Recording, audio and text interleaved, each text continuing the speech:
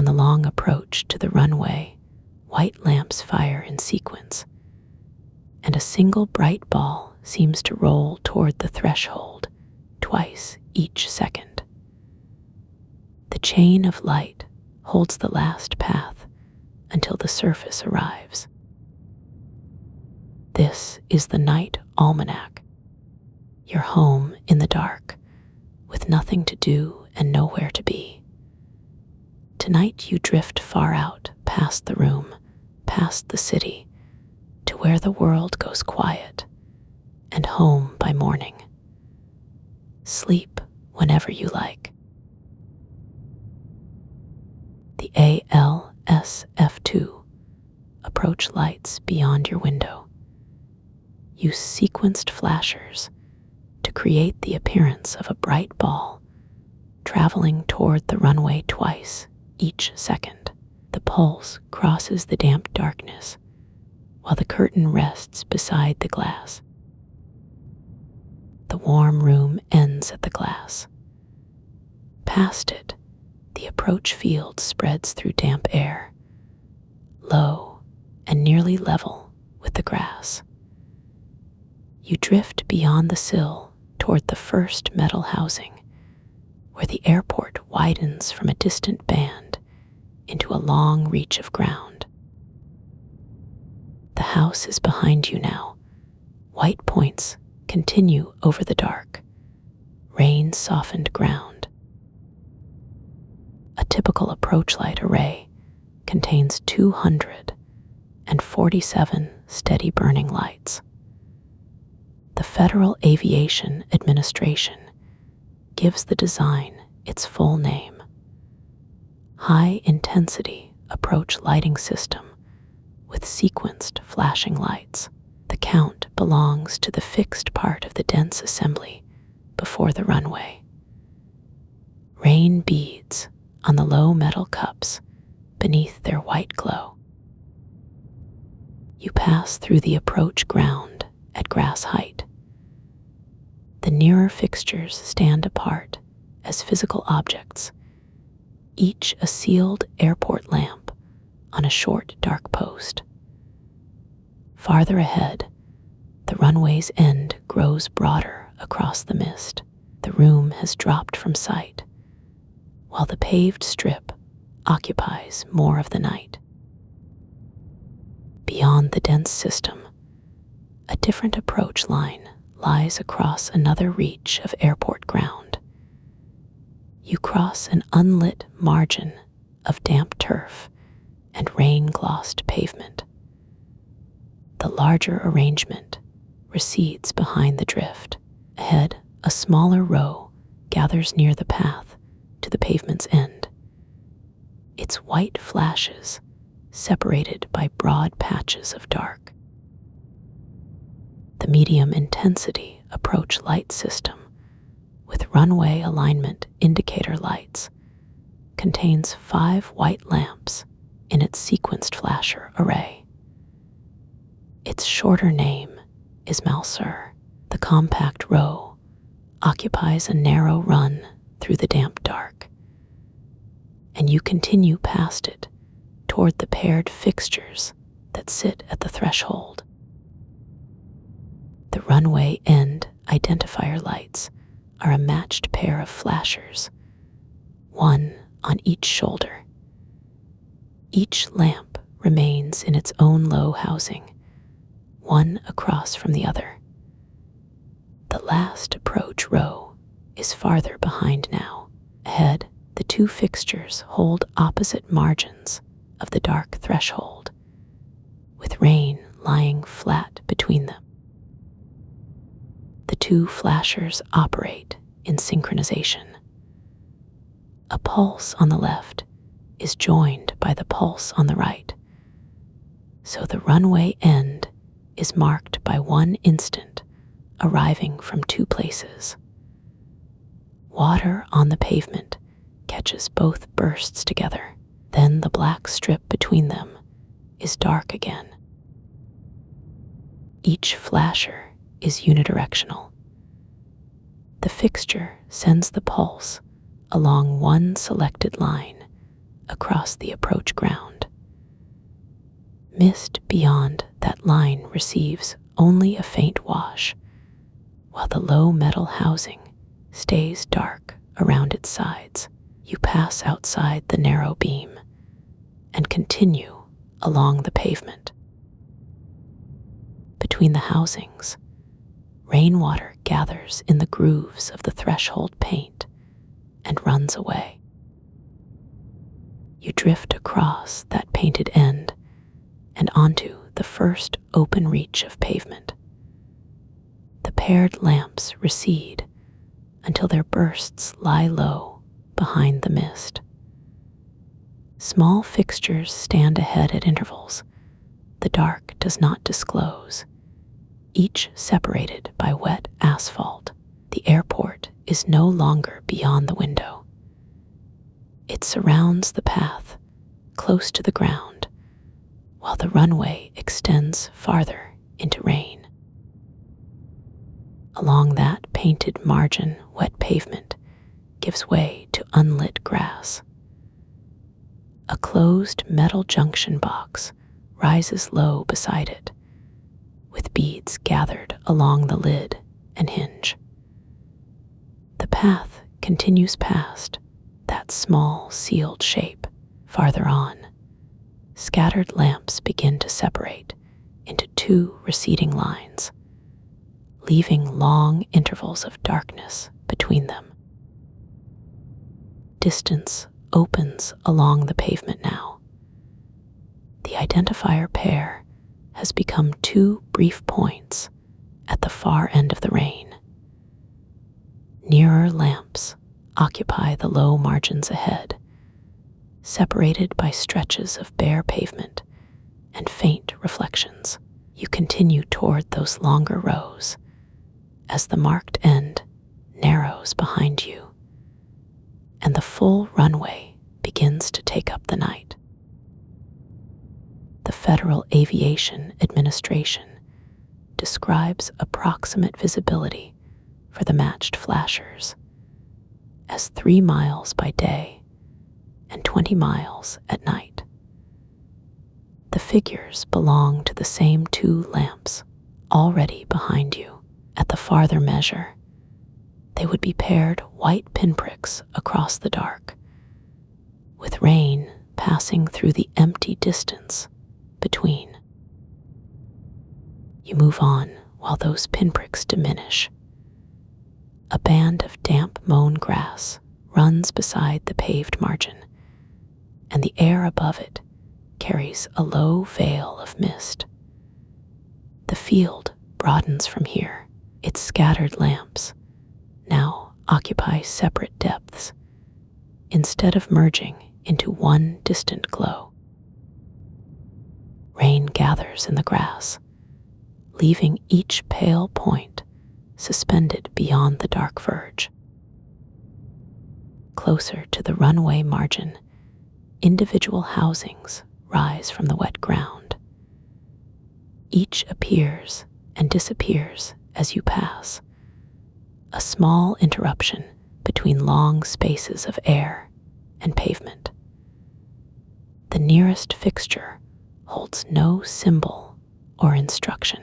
It remains a pale point at ground level, with the broad surface stretching away beside it. From this lower distance, the runway has width as well as length. Rain darkens its shallow grooves and collects in narrow seams. White points stand at the margins without filling the broad plain between them. You drift beside one edge, close enough for a single lamp to separate from the longer line ahead. The next fixture rests beyond a shallow sheen of water. Its reflection lengthens across the black surface, breaks at a seam, and gathers again on the other side. Your passage stays low beside it. Farther forward, another small housing rises from the grass and holds its place near the pavement. A white fixture stands at the margin ahead, followed by another deeper in the mist. The gaps between them carry more darkness than light. You continue into those intervals, beside the wet seam where pavement meets grass, while the nearest lamp casts one narrow reflection across the route. The FAA's LED specification raises expected PAPI lamp life from 2,000 hours to at least 40,000 hours. Those figures describe the lamp itself, rather than a count of approaches it can serve. Beyond the shoulder, the 4 low boxes remain fixed across the field as mist passes over their glass.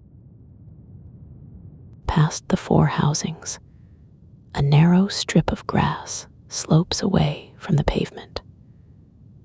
Water gathers between the blades, carrying broken pinpoints from fixtures farther down the field. You move beyond the indicator row and continue beside the runway. The ground changes slowly here. Smooth asphalt gives way to a rougher shoulder, then returns at the next paved section.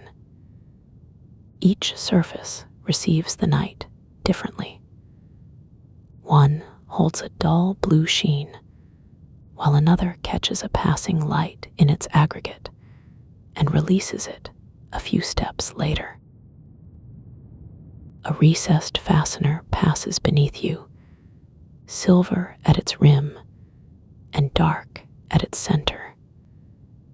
The broad field stretches ahead from that small piece of metal. Farther along, low points emerge through the haze one at a time. Their reflections do not reach far across the pavement.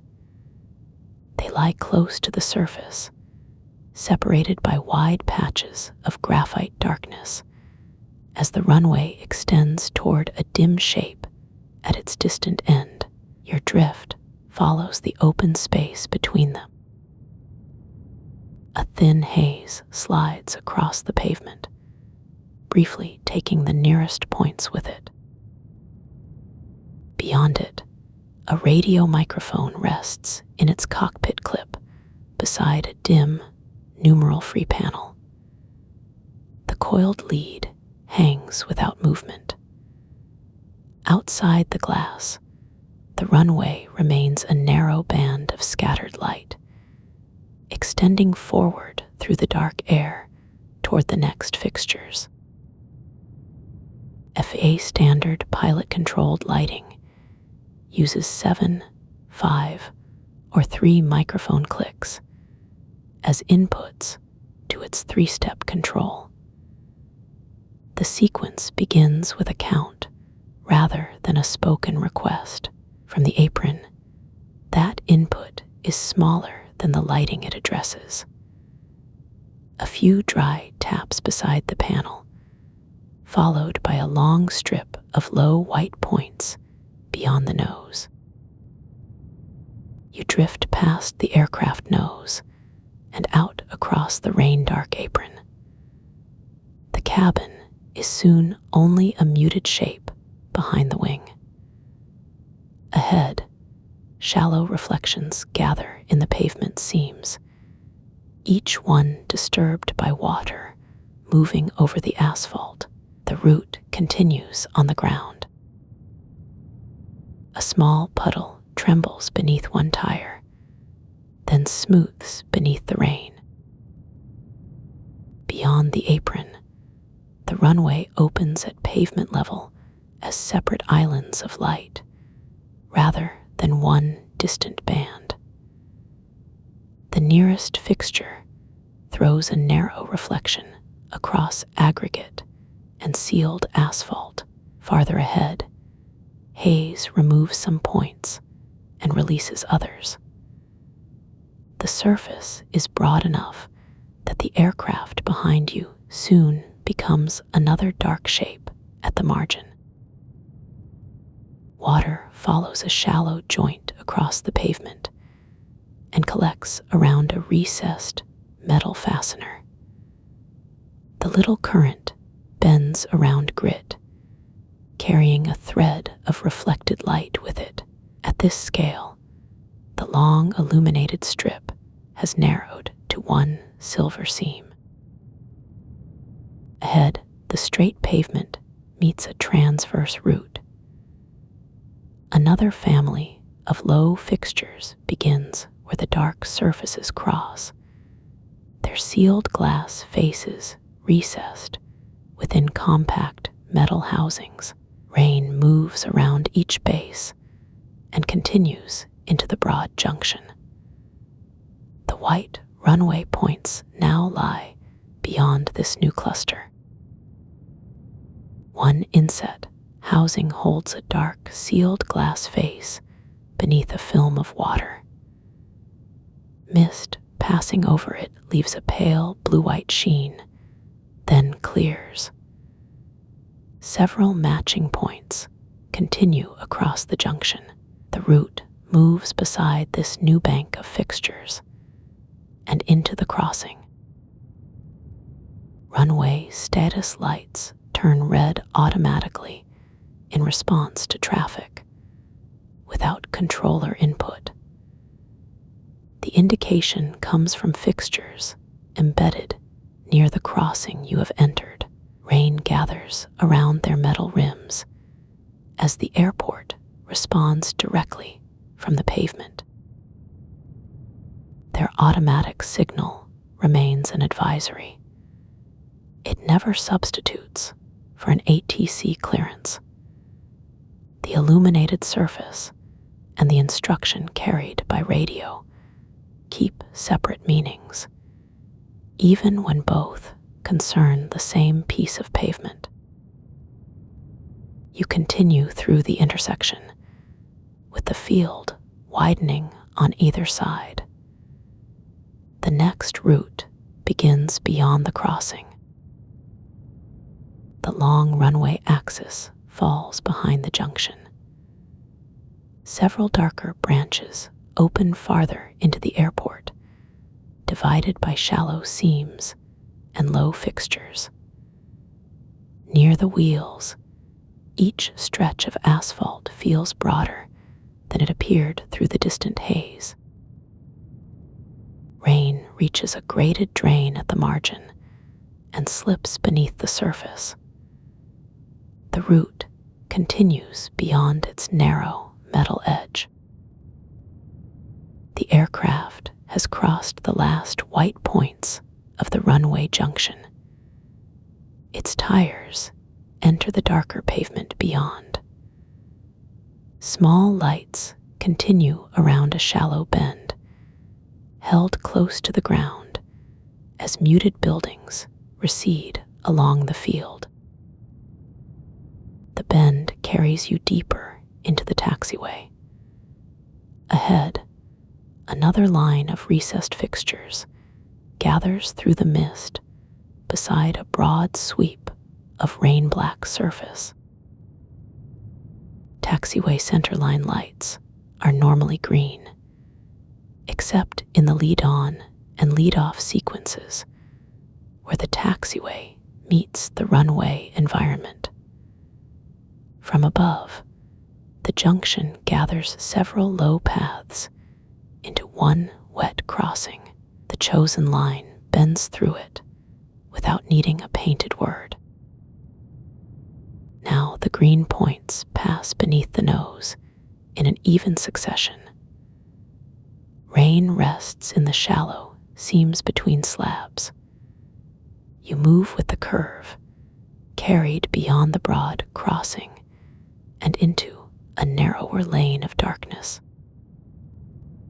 At ground level, each glow rises from a small metal fitting set almost flush with the surface. Water slips around the housing and gathers in a thin crescent on its sheltered side. The tire path passes beside it, then leaves the single point behind.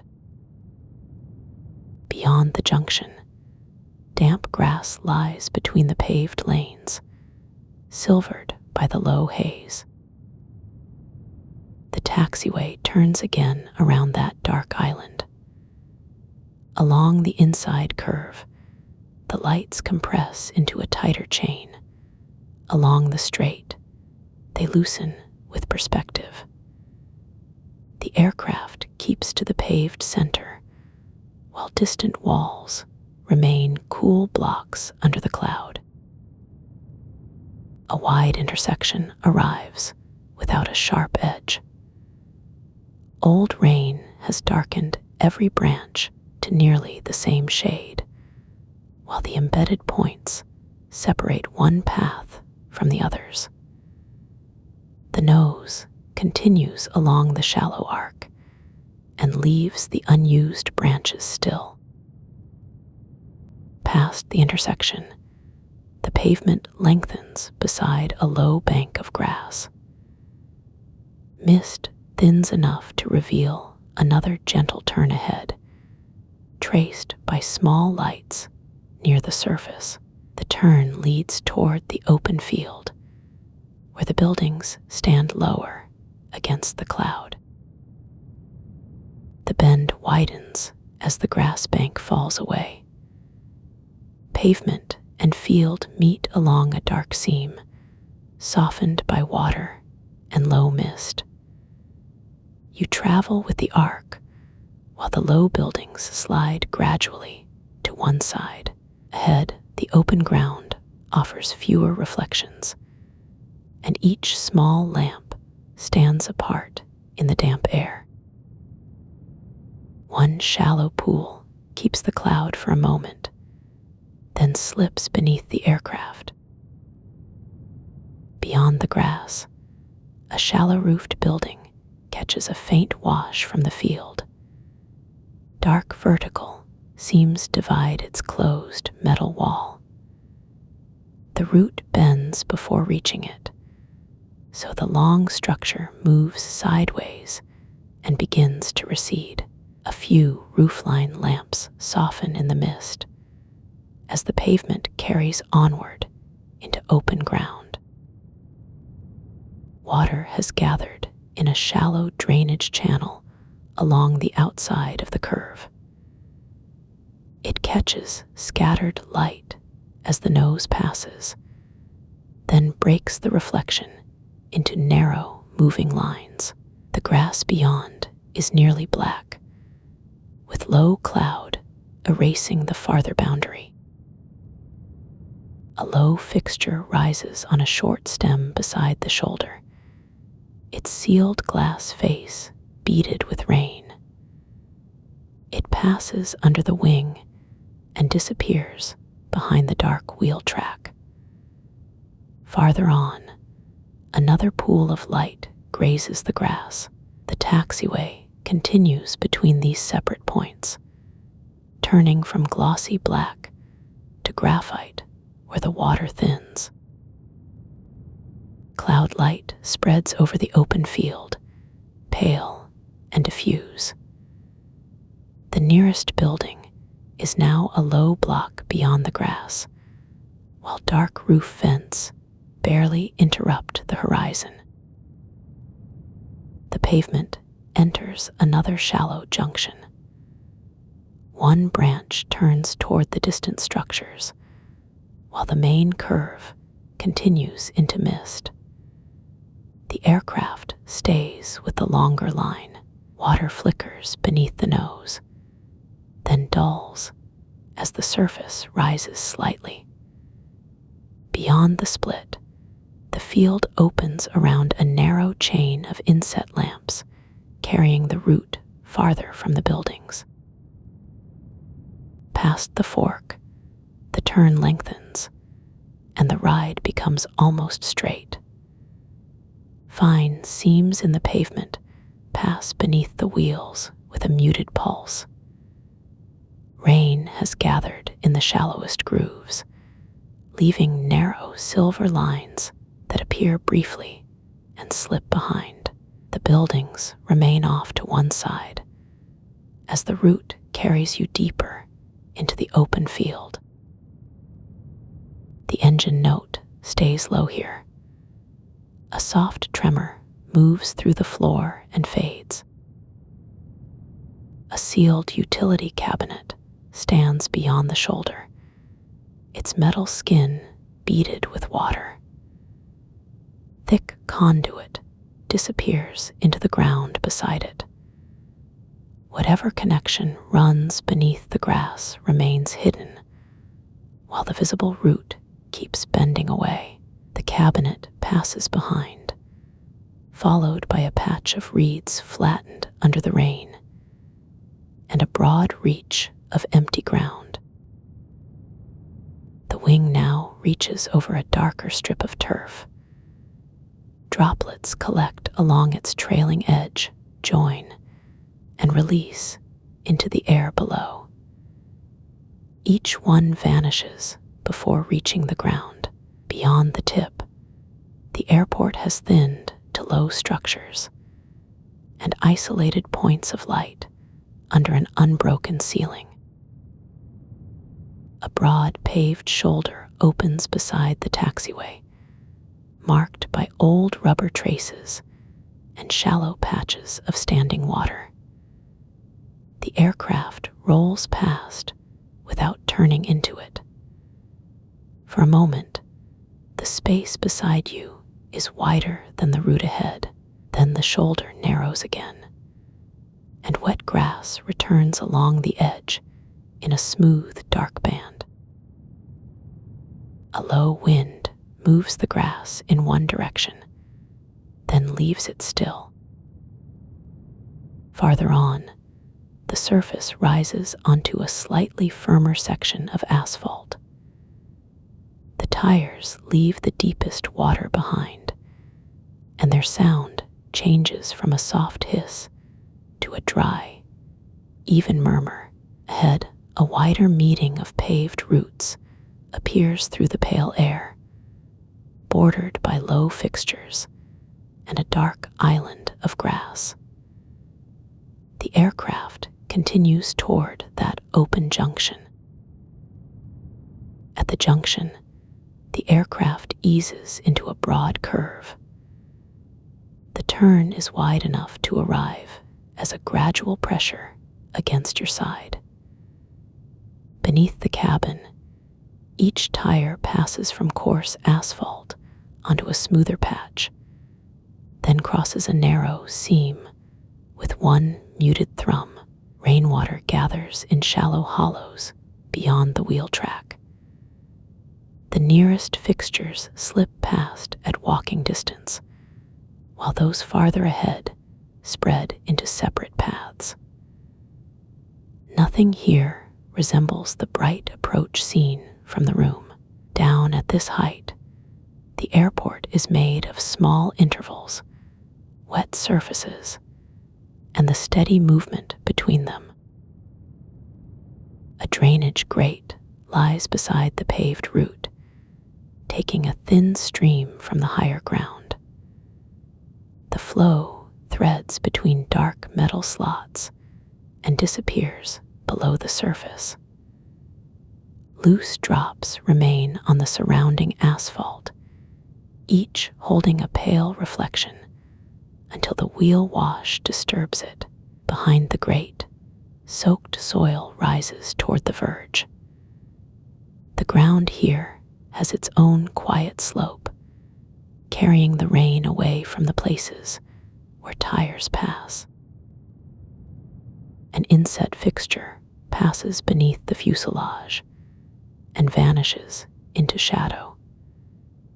Its sealed glass face sits nearly flush with the asphalt, protected inside a metal housing that bears the faint marks of weather and passing wheels. From a distance, such points had joined into long, luminous roots. Here, each one is a separate object set into stone and bitumen. The aircraft moves beyond it before the reflection has finished trembling in the pooled water. Another low point waits farther along, divided from the first by a long piece of dark ground. and a soft interval of tire sound. The side window carries a loose scatter of droplets. As the aircraft turns, the beads lean together and begin narrow trails along the glass. Airfield lights beyond them widen briefly, then return to small points when the water shifts. You travel with that slow change of angle, held inside the curve rather than watching it from afar. The cabin remains dim, and the wet field continues beyond the window in graphite shades. A painted curve runs under the nose and bends toward the outer side of the junction. Its pale surface has darkened with rain, leaving only a muted contrast against the asphalt. The aircraft follows without any sudden change in pace. To either side, puddles lie in the shallow grain of the pavement. Their reflections stretch when the nose swings, then shorten as the route straightens. The broad meeting of paths is already giving way to a quieter length beyond it. Beyond the junction, the paved way narrows into a long perspective.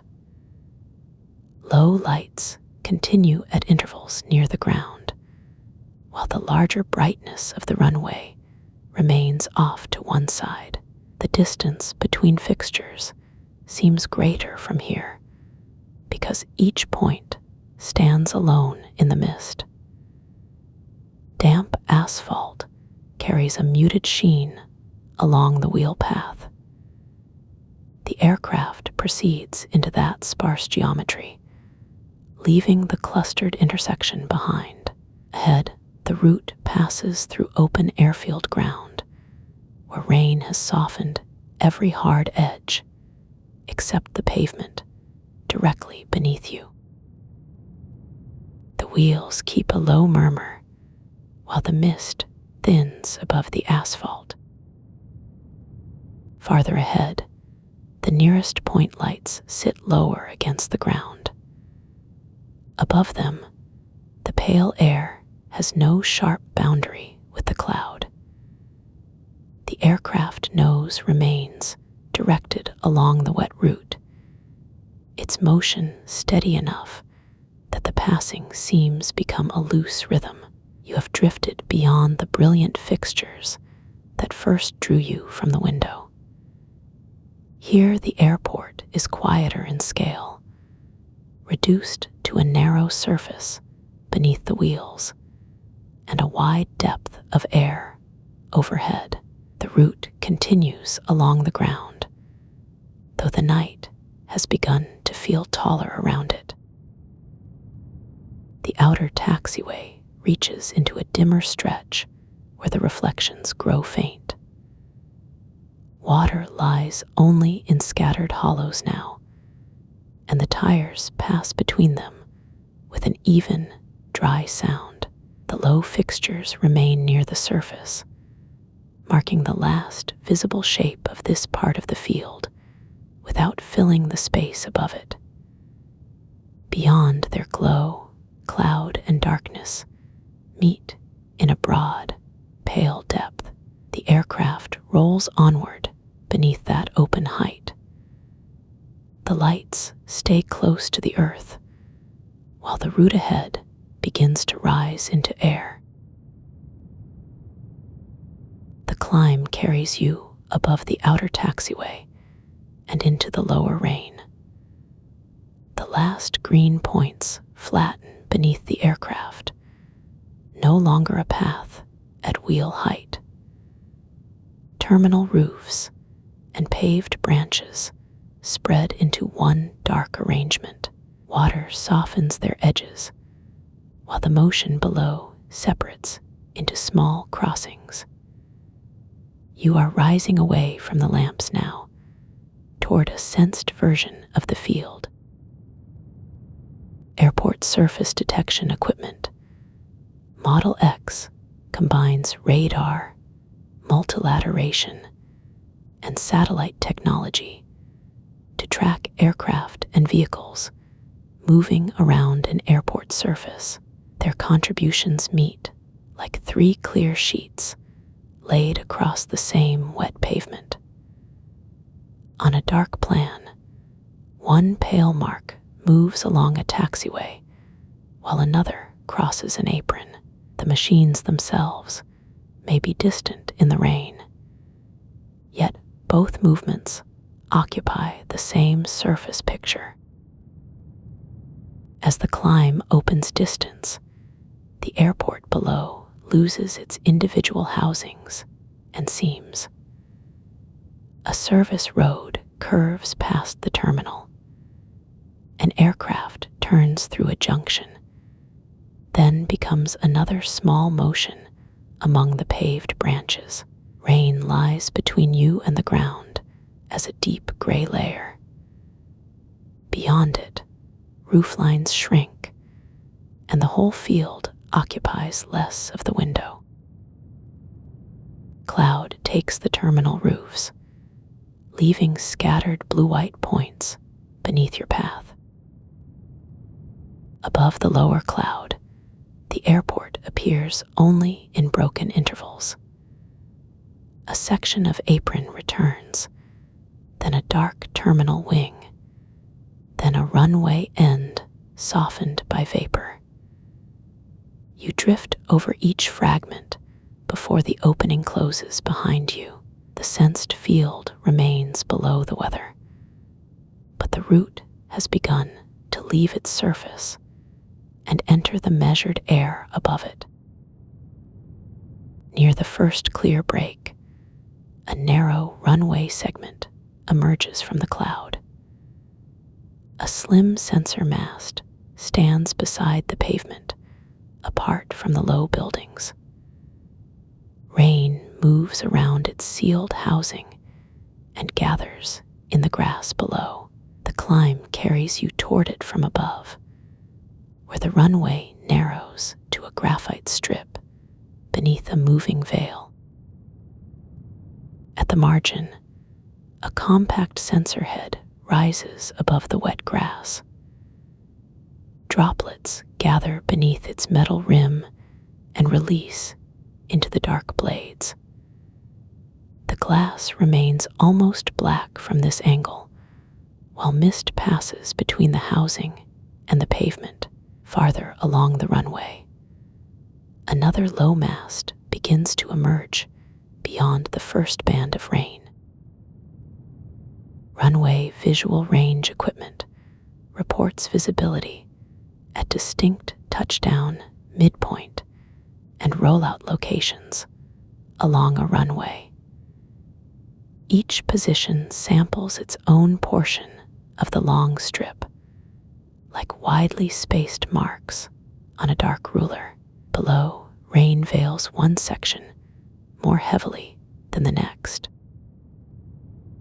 The touchdown station passes beneath you near the arrival end, its narrow mast standing apart from the pavement. Water trails down the sealed casing and slips into flattened grass. The aircraft rises before the surrounding lamps can gather into a line again. Beyond it, the pavement disappears into rain, then returns as a wet graphite ribbon. The midpoint position emerges farther along the same narrow surface. Its dark apertures face a different reach of weather from the mast behind.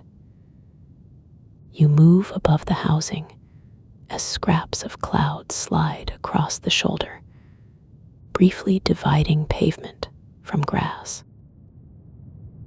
From this height, the middle of the field no longer resembles a single corridor. Terminal roofs lie away on one side, and service pavement breaks into separate graphite shapes. The measured point remains close to the runway, while your path continues upward through pale layers of water. The rollout location appears near the farther end of the paved length, a low instrument shape beside broad, dark ground. Rain crosses its casing and gathers beneath the mounting post. By now, the nearest terminal walls have thinned into blocks behind separate curtains of mist. Past that final station, the runway angles toward lower cloud and loses its pale center beneath water. A compact weather enclosure begins to show beyond the far shoulder, filled with slender masts and sealed sensor housings. You rise toward that separate cluster as the visible airport slips lower in the rain. In a forward scatter, runway visual range sensor, fog, rain, snow, dust, haze, or smoke increases the infrared light scattered into the receiver.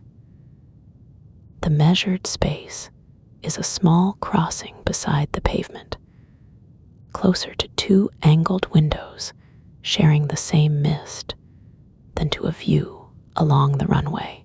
Fine rain beads along the sealed graphite housings, while the infrared path passes through the air between them. You rise beyond the sensing height. The paired apertures sink beneath the aircraft, and the wet runway begins to lose its continuous shape. One length remains under a break in cloud. Another returns as a muted gleam beyond it, separated by moving, whether rather than by the paved route. Below, the final mast becomes a pale pin beside a broken length of wet pavement. Automated surface observing system stations are airport-focused sensor suites that operate continuously, supplying real-time weather information for aviation and public weather use. The enclosure ahead is now a fully populated cluster of slender masts and sealed pale housings, each held at its own height beneath the cloud. The station slips beneath cloud, its highest cap briefly level with you. Beyond it, terminal roofs divide into low graphite blocks with wet seams between them. The brighter pavement lights have faded below the vapor. You move over rooftop vents and closed service bays, following the thin upward space where cloud loosens above the airport's visible edge. At the outer roofline, a low antenna row appears beyond the last broad building. Its repeated metal elements stand against wet grass, while the terminal glow falls behind cloud. The row is the next physical trace in a region where guidance is carried through air rather than painted across pavement. The instrument landing system localizer transmits lateral guidance signals in the VHF band from 108.1 to 100 and 11.95 megahertz. That measured interval carries the side-to-side part of the approach. Above the wet roofs, its function is a center seam lifted from the airport into open air. The roofline drops away. You enter pale cloud with the lateral corridor held beneath the wings. Cloud begins to separate the long antenna row from the aircraft. First, the terminal roof disappears. Then, wet grass around the array contracts into one dark patch. The radio field has no visible edge in the vapor. You continue through the air it occupies, leaving the metal source smaller with each rise. Rain becomes scattered beads across the outer windscreen. Some lengthen along the curved glass, while others hold small reflections from the airport below. The remaining lights break into isolated points between folds of vapor. You move above them, close to the cloud, and farther from the paved routes they once defined. A single roof corner remains below. Then cloud closes over its pale metal skin. Beyond the cloud top, the air around the fuselage appears almost empty. Airport structures persist only through occasional openings. A wet service roof, a narrow grass margin, one sealed utility enclosure. Each fragment passes behind the wing. Ahead, the vapor thins toward another ground facility beyond the terminal mass. Through a lower break, a compact antenna assembly emerges beside rain-dark grass. Its pale elements occupy a different shape from the long row now behind. The structure stands beneath a sloping reach of clear air, where the next part of the guidance system begins farther from the terminal roofs. Distance measuring equipment provides distance, but no azimuth. By itself, it cannot tell the aircraft which direction the station lies.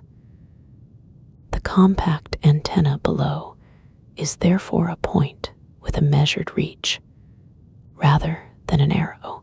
Its pale housing stands in rain-dark grass, briefly exposed by thinning vapor. At this height, the answer resembles a radius drawn from the ground station.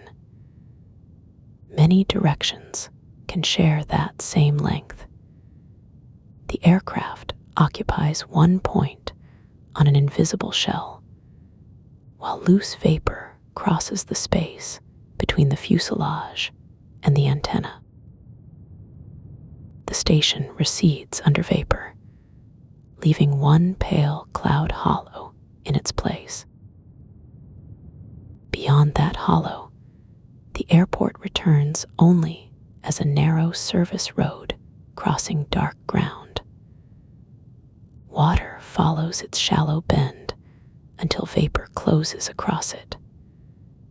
The line becomes shorter with altitude, then disappears entirely. The aircraft continues toward air that no longer carries a complete view of the surface. You rise between two pale cloud layers, with pressure resting lightly along your side as the aircraft holds its gradual angle. The lower sheet hides the ground facility. The upper one thins into long blue-white strands, leaving more open darkness beyond the nose. Weather marks the cloud top with a dim, uneven texture. A break exposes one isolated rectangle of wet pavement far below, detached from every lamp line and building edge. It contracts behind the tail until only the cloud surface remains. Past the final opening, the airport is a faint concentration behind the tail. Ahead, thin cloud edges cross an otherwise empty route. A small cluster of steady blue-white points hangs higher in the darkness, separated from the ground facilities now hidden below. localizer performance with vertical guidance, or LPV, uses the wide area augmentation system for lateral and vertical guidance. The approach behaves similarly to a Category I instrument landing system approach.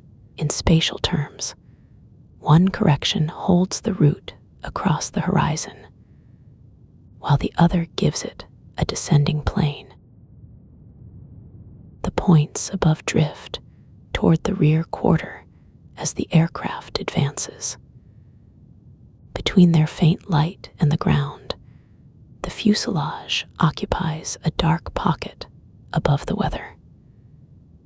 No luminous corridor appears outside. Rain-blurred airport shapes contract into a small concentration behind the trailing edge. A thin cloud shelf passes below, its upper surface silvered by scattered ground glow.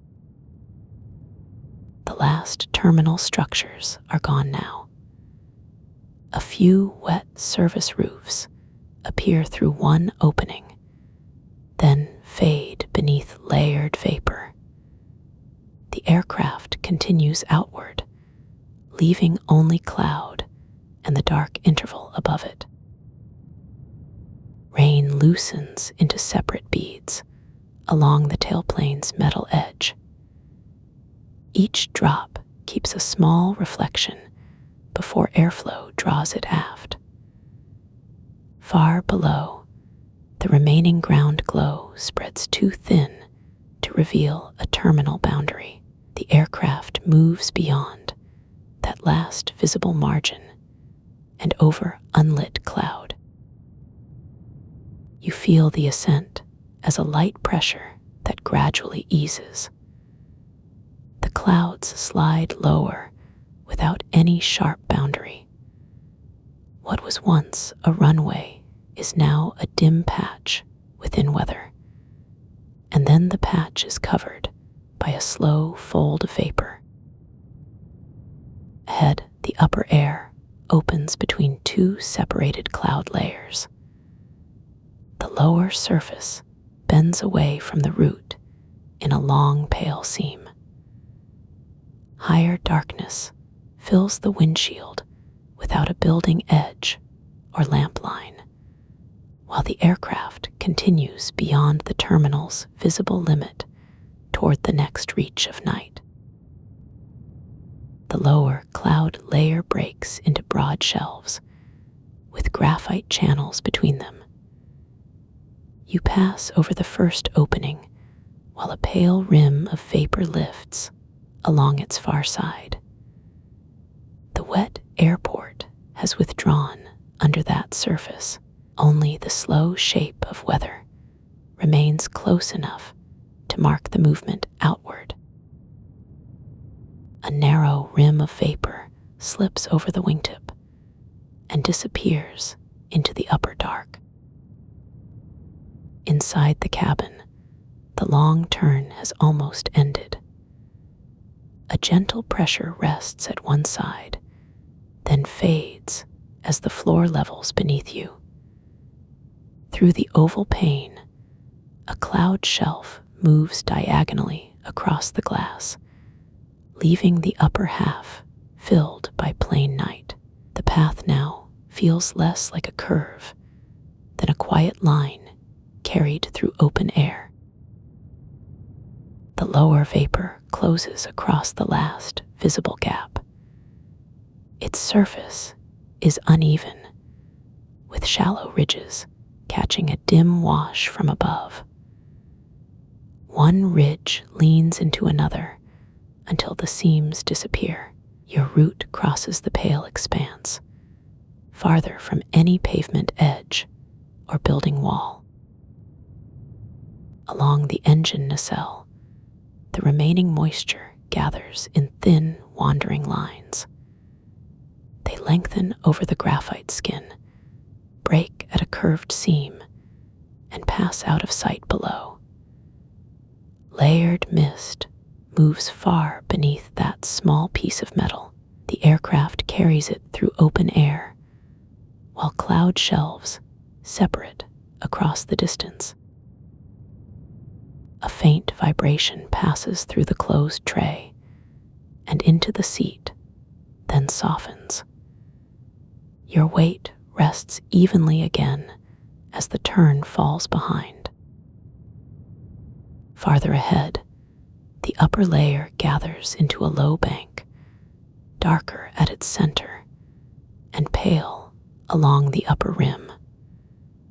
The open space before it has no building edge to measure against. You travel through that interval as small shreds of mist pass under the nose. Near the horizon, the bank broadens across the route, carrying faint streaks of moisture along its face. The bank reaches the aircraft as a soft change in sound. Moisture brushes the skin, and the open depth closes to pale vapor. Your seat holds a faint, even pressure while the nose continues through. Small beads gather along curved metal seams, then slide backward without forming a pattern. For a few breaths, the side window holds only gray vapor and one dim blue rim.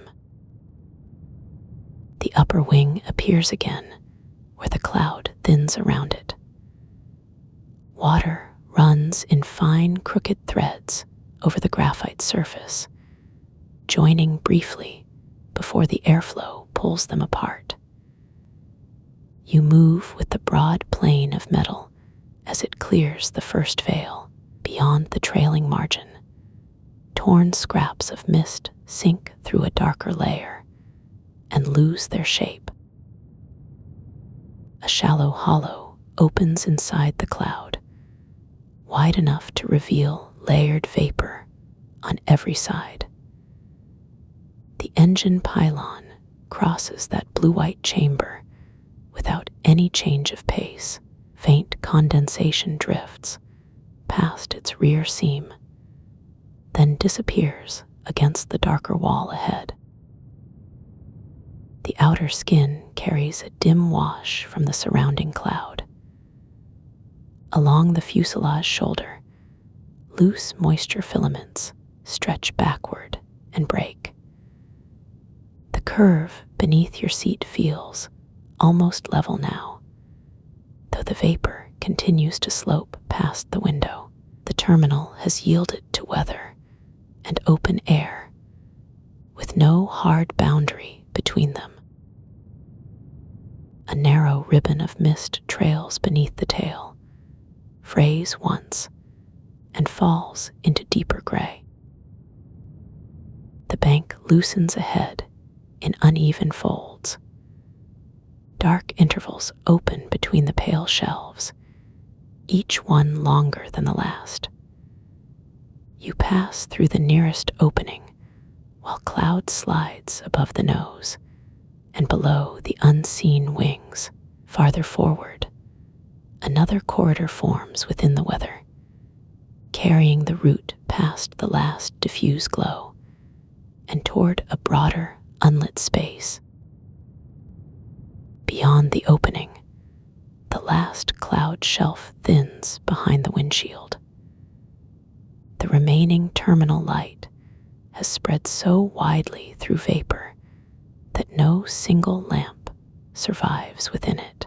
Only a dim wash remains low behind, while the glass ahead holds deeper graphite air and a loose scattering of moisture beads. One pale cloud edge turns below the wing, then slips under the darker layer. The open interval lengthens until the weather lies mainly below you. Its upper surface is uneven, with shallow ridges of vapor separated by darker hollows. You drift over those folds at a steady remove. The airport has narrowed to diluted light under the cloud, too broad to separate into pavement, building, or moving point. Moisture follows the wingtip for a moment, forming a silver thread that twists apart. The open air takes each fragment before it can gather again. Below, a torn gap reveals an unmarked patch of wet darkness beyond the airport boundary. No pavement line reaches this far into the view. Cloud closes over the opening from both sides, joining at a soft seam that drifts rearward until the lower world is covered again. The window keeps a faint gray reflection, curved by the glass and broken by passing vapor. Farther out, the upper cloud lifts, while the lower sheet remains level beneath you. A deeper lane opens between them, broad enough for the aircraft to become a small graphite shape within the weather. At the far end, a clean strip of night appears with sparse star points beyond the last raised bank. That opening widens as you pass the raised cloud bank. Sparse stars stand above a long blue-white ridge, while the lower layer remains smooth beneath the aircraft. The clustered lights have sunk into that pale surface. A graphite engine nacelle holds steady beside the moving vapor. You drift between one depth and another, with open air continuing beyond the last trace crossing the nose. A rounded shoulder of cloud slides beneath the right side. Its upper surface carries a faint sheen from the hidden airport, then loses it as distance opens. The pale bank keeps its curved edge against darker weather. A terraced mass moving slowly rearward, wisps loosen from the upper rim and fade into clearer air. Beyond that curve, the cloud top descends in broad steps. A narrow rift divides the mass and reveals a darker floor of weather beneath. The opening closes again as the upper bank recedes. Each lower shelf exposes a little more of the unlit country beyond the terminal boundary. The final pale ledge falls behind, and the aircraft enters a long reach of clear upper air. Along the trailing edge, a narrow thread of moisture loosens and disappears. Vapor no longer veils the sparse stars above. They remain small points over the graphite stabilizer. You feel the turn ease until the cabin rests against an almost level line. Far below, cloud tops continue toward the horizon in broad, pale layers. The route ahead crosses the empty interval between their upper surface and the dark sky. Through a break far below, the terminal appears as a muted basin rather than a collection of lamps. Rain-softened brightness gathers near its center, thinning into scattered points near the perimeter. The paved routes have vanished at this scale.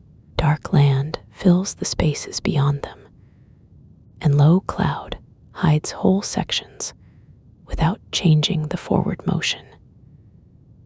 You pass over the last broad concentration of light. A loose veil moves across the opening, erasing the center for a moment. When it thins, only the farther perimeter returns. Its outer margin has no sharp border, only wider intervals where the glow gives way to night. Inside the cabin, the curve presses gently along your side as the route levels. A narrow seam of blue-white light crosses the wall panel and fades when another cloud bank passes below. The stripe slides rearward as the aircraft advances. A continuous low vibration rests beneath the seat. Beyond the oval glass, the built glow occupies less of the lower air. Outside again, the upper fuselage crosses a region of thinner vapor. Moisture trails briefly along the graphite skin, then clears near a raised seam. Between two cloud breaks, the curved surface catches a pale reflection and releases it. Another band of vapor passes over the rear section, softening the metal before open weather surrounds it. Land below is almost without feature, broken by isolated blue-white points that no longer join into airport shapes. Farther ahead, haze lies flat over the horizon. It closes the lowest stars and leaves the higher ones untouched. Buildings and pavement have become a pale patch behind the cloud breaks. A distant rain shaft hangs from the underside of a broad cloud, silver at its upper edge and nearly black where it reaches the land. The aircraft passes beside it. Outside its denser center, fine moisture brushes the window for a moment, drawing short diagonal traces before clear air returns. Behind that narrow weather column, the remaining brightness is hidden completely. Ahead, the horizon stays open, separated from the cloud base by a deep band of blue-black air. At this distance, the land no longer carries an obvious center. Sparse light points lie apart across a broad graphite surface, while the aircraft continues above them toward a darker reach. The lower cloud bank also begins to thin. Gaps widen until each pale fragment stands alone over the night. A slow cloud shadow passes through the scatter, leaving fewer points behind its edge. The dark intervals between them widen until no cluster dominates the surface. You remain suspended between those fragments and the few lights beneath, moving past the terminal's visible edge without any single line marking the crossing. Behind the wing, the pale basin contracts to a faint scatter and is soon covered by cloud. Ahead, open night holds a few stars above a low haze line. The upper stars now stand clear of the haze. The aircraft keeps its quiet heading beyond the last visible building. Rain has become a distant silver veil under the cloud bank. You are farther out now, carried beyond the terminal lights, while the blue-black air continues past them. The departure continues beyond the last guidance beam as information. The standard terminal automation replacement system receives surveillance data, and the aircraft's flight plan information for the terminal environment, position, and intended route arrive in the same working space. While the flight has already moved into darker air beyond the field, you drift with that paired record through the terminal radar approach control room. The equipment glow stays beneath the dark ceiling, leaving the upper room in shadow. Beyond its walls, the aircraft crosses the outer city, while the runway brightness thins behind it. The terminal contracts below you as city lights widen beneath a dark cloud deck. The equipment rooms remain fixed near the airport while you continue with the moving record. Metal housings and bundled wire looms occupy the space below the instrument panes. The departure passes through this terminal machinery without taking on any visible weight. Outside, cloud shadow moves across the roofs toward the city's inland edge. A narrow control tower rises beyond the low roofs, its dark glass facing the outer field. The signal's path enters the air traffic control tower at console height. The cab gathers the last close view of pavement and low buildings, while the aircraft itself is farther away. You pass beneath the black windows as data now, moving toward a low console set along the desk. Beside the broader terminal console, compact flight data blocks occupy a low shelf. Their shallow electronic rows sit beneath the tower glass, ready for the departure's record in another form. Beyond the windows, dark roads lead inland between separate clusters of light. The departure's electronic record moves beyond the tower console and into the inland night. Its shape is no longer tied to the glass cab above the terminal. You drift with it past low roofs and scattered highway lights toward the larger rooms that carry traffic across the continent. En route automation modernization is used at all 20 en route centers in the continental United States. In one such room, fully populated console rows extend beneath a dark ceiling, their instrument panes held to a restrained blue-white glow. Outside, the route has already left the terminal roofs behind.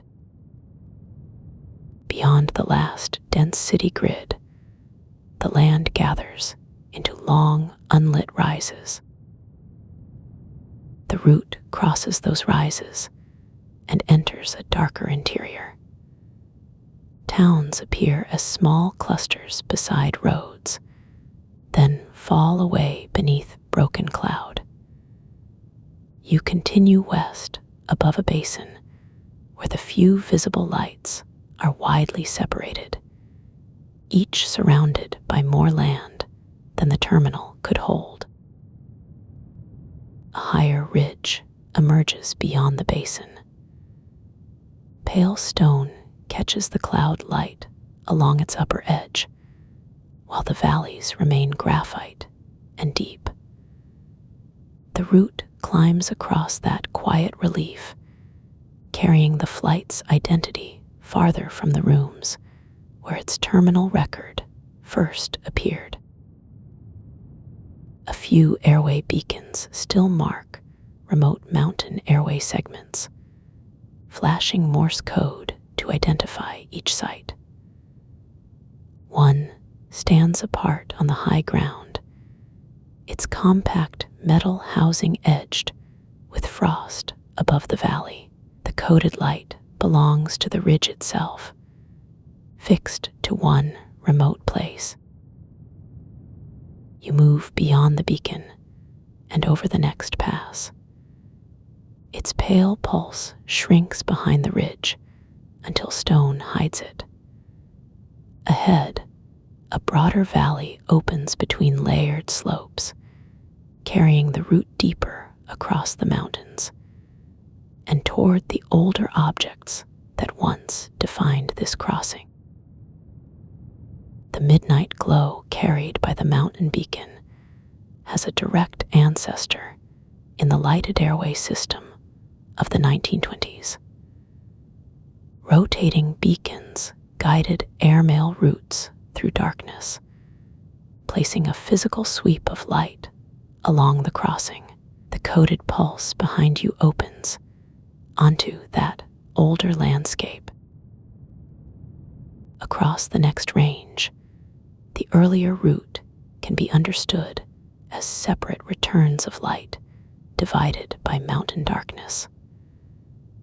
A turning beam would pass over one bearing, leave the slopes unlit, then arrive from another direction. From the air, each return offered a fixed place on the continent. Valleys remained broad between those moments, with old snow resting in folds beyond the lamp's reach. A dark saddle of stone slides underneath, with old snow resting in its hollows. At closer range, the rotating lamp is a physical mechanism rather than a distant point in the sky. Its beam travels across one slope, clears the ridge, and moves into open air. The turning circle touches only a narrow part of the surrounding country at once. Cloud covers the higher rock, then the light finds a lower face and passes on. You pass above the turning light without following its circle. The air carries you west, where ridgelines overlap and the valleys lose their separate edges. Far below, one pale sweep reaches across a patch of stone. It recedes behind the wing until only the higher summits keep their shape. Farther from the ridge, the older airway widens from a single lamp into a continental span. Its ground points belong to distant valleys and plains, as well as these mountains. From this height, the route becomes a long spacing of lights across darkness, each one divided from the next by country the beam cannot fill. The high terrain begins to loosen ahead. The western slopes fall away in long graphite steps. Dry valleys open beyond the snow line, and isolated patches of settled light appear on lower ground. The last ridge recedes into haze. Ahead, the country broadens toward a dark plain, carrying the old airway beyond the mountains. Between 1923 and 1927, the U.S. Post Office Department erected 616 airmail beacons between New York and San Francisco. The figure belongs to separate structures placed along a continental route, not flashes from one distant source. From altitude, that work resolves into repeated islands of metal and light, divided by broad tracts of unlit country. Across the open plain, one blue-white point recedes behind miles of moonlit ground. You continue west as the former airway passes below in fragments. One tower sinks behind a low rise. Another remains ahead, separated by fields and dry folds of land. The full span cannot occupy a single horizon from here. It comes through one piece of terrain at a time, while the higher route carries you farther across the interior. At ground level, the Continental line reduces to a steel footing pressed into gravel. Rivets catch a little moonlight near the base. Above it, the tower rises into air that has crossed the open country without a wall or roof to turn it. The land broadens again past the tower. Shallow ridges run across the plain and interrupt the old alignment, leaving each installation alone within its own reach of darkness. Settlement lights gather far to one side. The airway continues elsewhere, carried over bare ground where a single constructed point once gave the night a fixed location. A dry river course takes the moonlight briefly, then bends away beneath the route. Beyond the channel, low mesas begin to divide the plain into longer shadows. One beacon tower stands near their outer edge, its metal frame small against the widening ground. The route passes above it and continues toward another stretch of open country where the physical lights thin and the administrative history of the airway begins to travel with them. An airline consortium opened the first airway traffic control station in December 1935. The event placed a different kind of sight beside the long beacon chain, a fixed address for coordinating aircraft rather than another lamp in open country.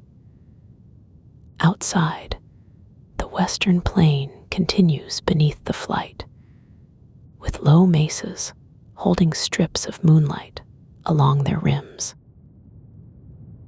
The mesa rims flatten below, and their pale edges fade into a wide basin. You pass above a dry plateau scored by pale channels and low escarpments.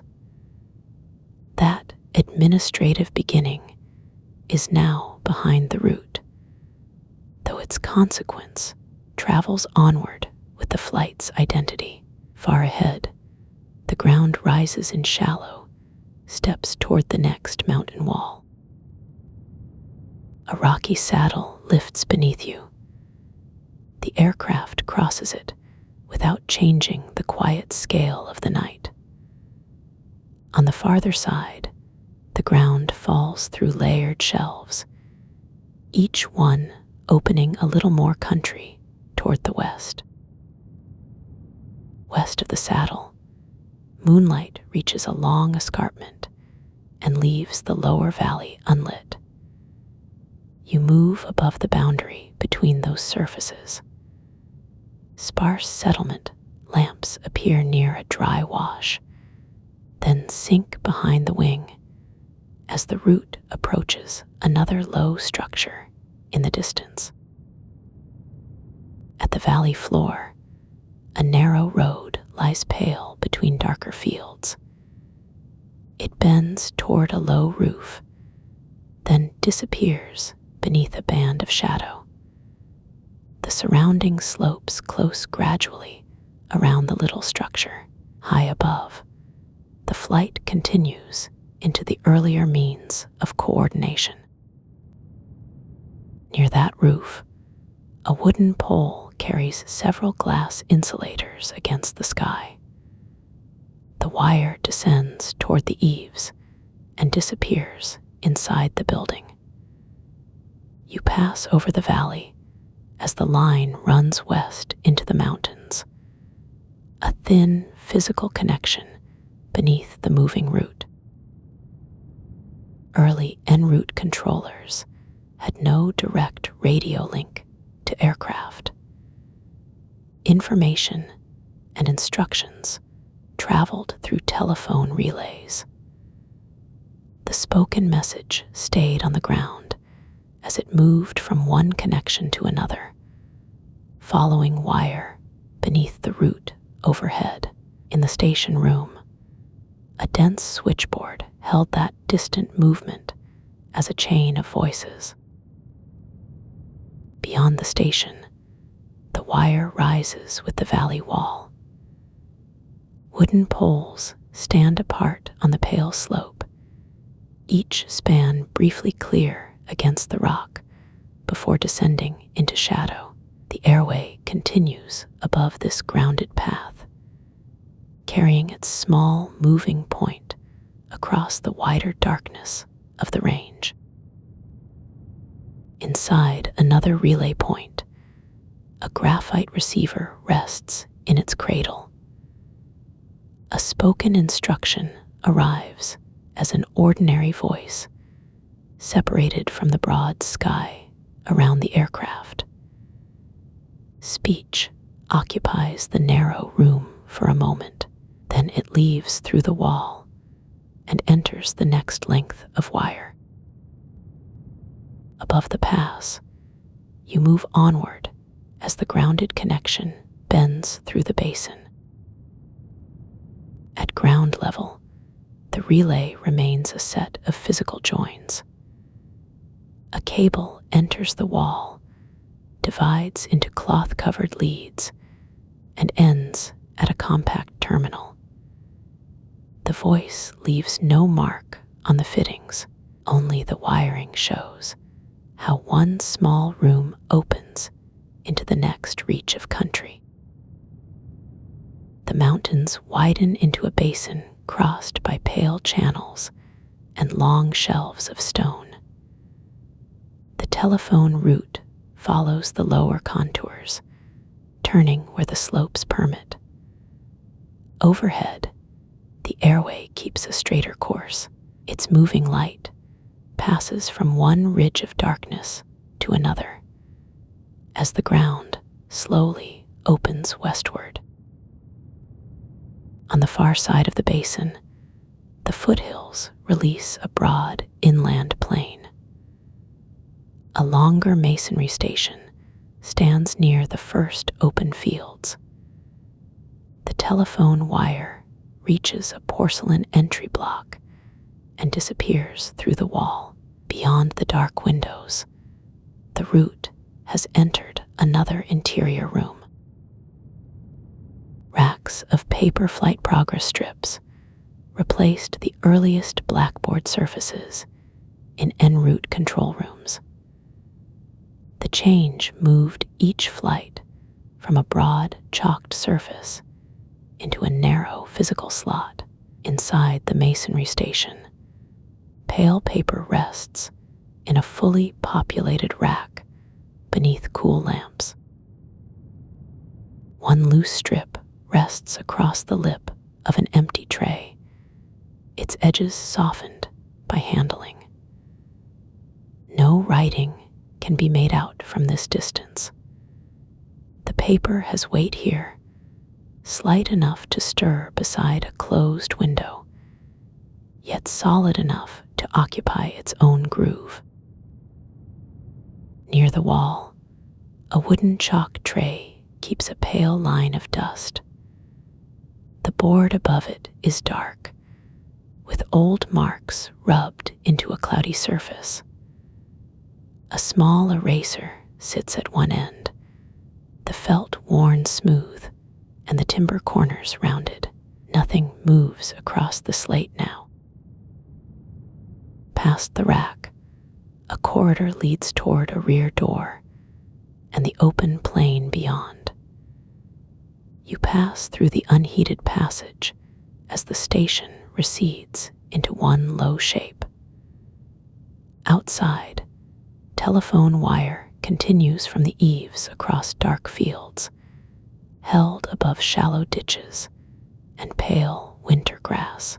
Another ridge waits on the western margin. From higher up, the inland plain spreads in long dark parcels divided by roads and watercourses. The last foothills lie behind in layered blue-gray folds. Your drift follows the line of poles until distance takes them, then continues with the aircraft light across the open ground. The station is reduced to a square of darker masonry near the edge of the fields. Moonlight lies across a narrow gravel road as it bends through the empty fields below. Westward, the plain gathers slowly toward another rise. Dark ground lifts under the course, first as a shallow slope, and then as a long graphite ridge. The aircraft point moves above it without changing pace. Exposed shelves of stone catch a faint blue-white edge along the crest. The higher country begins beyond that broken line. Past the crest, the ridge drops into a high basin. Its floor is a broad field of shadow, broken by pale stone and narrow threads of late snow. The carried point advances over the hollow and toward a saddle in the western wall. Below, steep slopes gather into the first channels of a mountain stream. One small alpine lake holds the moonlight beneath a steep wall of stone. Across the basin, the course enters a high pass between two blunt summits. Wind has cleared the upper slopes to bare rock, leaving snow only in sheltered grooves. The land falls away on the other side into a longer valley. Its floor remains hidden at first, then appears as a faint winding line between dark shoulders of earth. You pass above the valley's upper reaches, carried over a braided stream and low gravel bars. The water divides around pale islands before gathering beneath the next ridge. Sparse tree cover begins farther down, where the slopes widen and the elevation eases. The next wall rises in folded bands of stone. Narrow gullies descend from a granite cirque, each holding a remnant of snow in the deeper shade. Above them, the rock forms a shallow rim against the sky. The course crosses the open bowl and reaches the rim where the mountains divide into several westward ridges. A low cloud bank presses against one ridge and spills slowly through a notch. Above the cloud, separated peaks stand in pale moonlight. Their lower slopes disappear into the soft surface below, leaving only summits and long shoulders suspended in the dark. You move among those higher forms without descending. Farther west, the cloud thins over another basin, and the first line of forest appears along its sheltered side. The forested valley opens gradually beneath the higher root.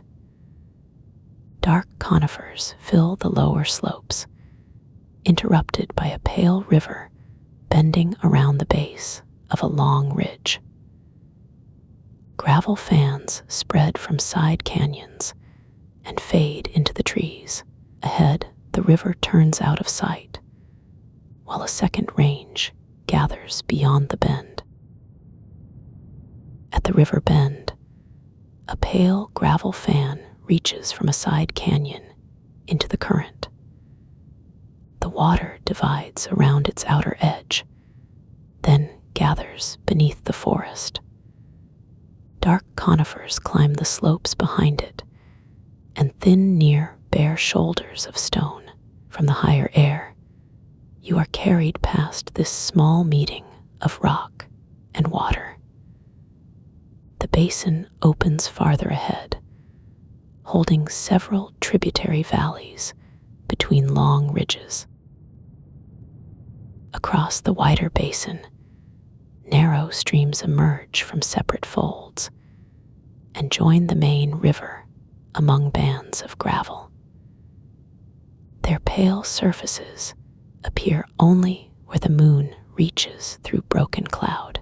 You move over the meeting places and into a region of longer slopes where forest gives way to dark ground near the crests. A line of snow remains in the deepest cuts. The summits stand farther from the water, leaving broad intervals of open air. Ahead, a shelf of upland country lifts gradually toward the next spine. Its eastern face keeps the timber. The western side falls into a basin with fewer trees, where stone fans spread below the gullies, and small pools collect the sky in separate blue-white pieces.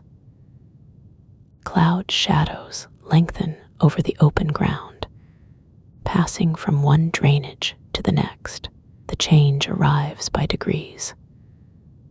Taller forest gives way to scattered stands before broad stone takes the moonlight. The air between each ridge seems to widen before the upland shelf fills the view. A thin creek leaves one blue-white pool and disappears beneath the trees. The upland shelf becomes a long escarpment, its rock face broken by shallow ledges and narrow gullies. Snow survives only in the deepest recesses, where direct moonlight does not reach. You travel along the rim until the wall turns away. The country beyond is lower and more open.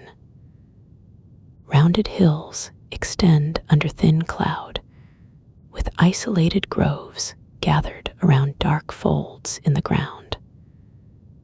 A faint line of settlement lights rests far below, separated into small clusters by the unlit land. Above the rounded hills, a broken layer of cloud gathers into separate islands, while moonlight enters the gaps and touches one slope at a time. The next fold remains unlit. The high movement carries you from shadow into pale air and back again without changing direction. Far below, dry channels curve through the open ground and vanish under scattered trees. One broad hollow holds a darker patch of water. Another rises gently toward a ridge of weathered rock. The mountains behind have already merged into a single, uneven wall. Ahead, the hills loosen into wider country, and the spaces between their crests grow longer. A road bends through one distant basin, reduced to a narrow silver thread with a few blue-white points along it. The land continues under the cloud breaks, broad enough for each small light to remain separate from the next. That silver thread climbs to a shallow saddle and drops into the next hollow. Sparse points mark bends near the foot of the hills, then disappear where the land tilts away. You remain far above them, carried over a surface that now rolls rather than rises. The sharp mountain relief has softened into long swells of earth. Between them, shallow watercourses catch a little moonlight before turning into the darker ground. Near the saddle, pale stone breaks through the soil in narrow ledges. Then the thread descends and vanishes in shadow. The rolling country widens into a high tableland. Low ridges lie across it in dark parallel folds, their upper edges touched by scattered moonlight. Small reservoirs occupy a few sheltered hollows, each one a muted blue shape among the graphite ground. Your motion feels slower over this broader surface, though the distant features keep slipping behind. A bank of cloud hangs over the western side and leaves a narrow opening near the horizon. Through it, another stretch of land appears, flatter and dimmer than the uplands. The old mountain spine is now far back in the darkness. Its highest summits remain as pale interruptions above the cloud, while the tableland runs outward beneath you. Dry gullies join broader washes that spread into open country, where their edges can no longer be followed from this height. A broad wash reaches out from the tableland and separates into pale branches. Some fade against stony ground, others rejoin near a long, dark ridge. The route overhead follows none of them. It holds a quiet line across the branching earth, carrying you toward the dimmer land under the western cloud. Moonlight rests briefly on a gravel bar where two branches meet. Then cloud shadow takes the surface, leaving only the larger curves. Behind, the higher folds lose their separate contours and gather into one receding band. At the far side of the ridge, the ground descends in wide terraces. Each step is shallower than the one before, and the shadows stretch across longer pieces of land. Scattered towns remain small constellations near the drainage lines, with broad darkness between them. You stay high above that descending country as the mountains settle into the rear distance. Thin cloud rests over the lower ground, carrying a faint blue-white sheen along its upper surface. The western horizon has widened. It rises only slightly from the land and lies almost level under the night. Far ahead, a pale band gathers where the continent falls away, still too distant to disclose its edge. The path continues toward it. Behind the glass, the high country has become one dark fold, while open air fills the next reach. A narrow blue-white haze remains at the far rim. The last terraces flatten under the haze, and mountain shadows join the western plain without a visible seam. Open country now fills the space below. Thin roads no longer climb, they run level until haze takes them. You remain high in the dark, carried west above scattered points and long silver drainage lines. The pale band ahead holds its place beneath the stars. Air and land meet there, and the next reach begins inside that quiet line. The Federal Aviation Administration defines a handoff as transferring an aircraft's radar identity from one controller to another. From high above the coastal boundary, the tracked point reaches a thin blue-white line. Beyond it, the continent darkens toward the water, and the aircraft continues on the same quiet course. You drift higher as the coast opens beneath the route. Town lights collect in shallow bays, then loosen along darker headlands. The aircraft has become a small graphite shape above the last bright edge of land. Ahead, the North Atlantic holds only cloud, black water, and a sparse path extending beyond the Continental field. Below, the coastline thins to graphite thread beneath one small blue-white tracked point. Seaward of the last land, familiar detail falls away. Roads disappear first, followed by the smaller lights gathered near them. The remaining coast curves beneath a broad layer of cloud and leaves the route suspended over near black water. You continue outward, where the ocean occupies almost the whole field. The aircraft passes above a long bank of moonlit cloud. Its upper surface carries folds and shallow hollows, while the sea below remains hidden. Farther ahead, the cloud breaks into separate pale islands. The route runs between them, toward a horizon with no land beneath it. A gap in the cloud briefly reveals black water, smooth at this height and without a visible shore. At the continental margin, a fully populated communications panel gathers the next connections into compact rows. Brushed metal sockets sit beneath cool status pinpoints, and dense cable bundles turn away into the graphite housing. The coast is already distant from this junction.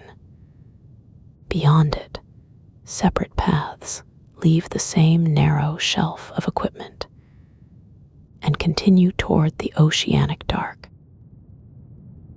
Radar identity may be transferred through landline voice coordination or through automation.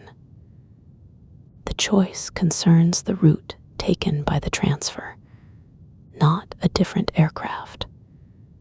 A voice connection can carry it across one boundary. The automated path carries the same identity onward, while the tracked point continues beyond the coast. Below the cabinets, a sealed conduit turns through the floor and vanishes into the coastal building. You drift higher until the coastal building is one pale block near the water. The transferred identity has gone farther than the last land beneath the route. Ahead, cloud shelves lie widely separated over the ocean, with long reaches of unlit water between them. The aircraft moves above those openings without any visible boundary in the air. Its fuselage catches a narrow wash of moonlight, then returns to graphite as the cloud bank thickens below. Inside the cockpit, the coastal exchange is no longer a room behind the flight. It is part of the information already carried forward. The instrument panes remain dim at this distance. You pass through the cabin's low vibration, while the black Atlantic spreads past both sides of the narrow hull. Outside the window, the wing crosses a pale cloud edge and enters the open dark beyond it. Farther forward, a compact flight management console occupies the center pedestal. Its keys sit in even rows under a soft blue-white wash. Beyond the windshield, cloud fragments thin over a broader reach of water. The next connection is carried toward this quiet bank of controls. Data communications can place complex air traffic control instructions directly into an aircraft's flight management system after pilot review and acceptance. Arrival and loading are separate moments. The message comes first, Entry follows only after the cockpit has reviewed and accepted it. Beneath the panel, a densely packed avionics bay carries the result over open water. The compact pedestal falls behind, while blue-white cloud edges slide under the forward glass. You pass beyond the windshield and over the aircraft's graphite nose. The ocean offers no bright margin ahead. A few cloud fragments lie apart in the dark, losing their shape toward the horizon. The cockpit recedes to a muted point behind the glass, while the flight enters a broader reach of water. Below, a narrow band of moonlight crosses the surface and breaks among low cloud shadows. The water carries no drawn route.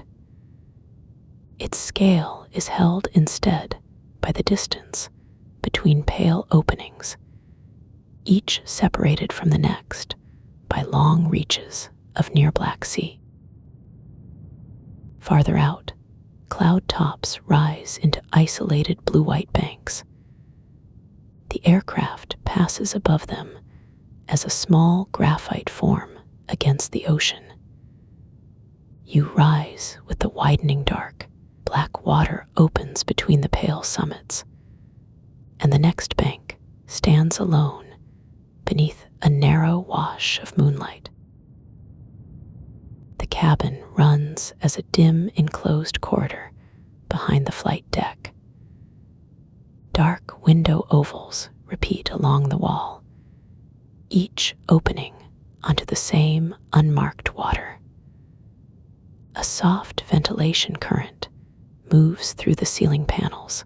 You drift along the aisle as the ocean replaces every remaining trace of coast.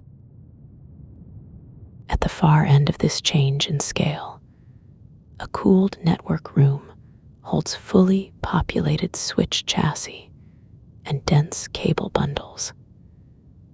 Their blue-white pinpoints are smaller than the cockpit panel left behind. The drift continues along those bundled connections, widening from one accepted instruction toward shared information. Beyond the cooled network room, the coastline narrows to a dark seam under cloud. Farther east, pale route traces begin over the open water. The ocean fills almost everything ahead, with only scattered cloud tops breaking its near-black surface. NAV Canada's Aeronautical Information publication says the nighttime organized track system structure is published by Gander Area Control Center.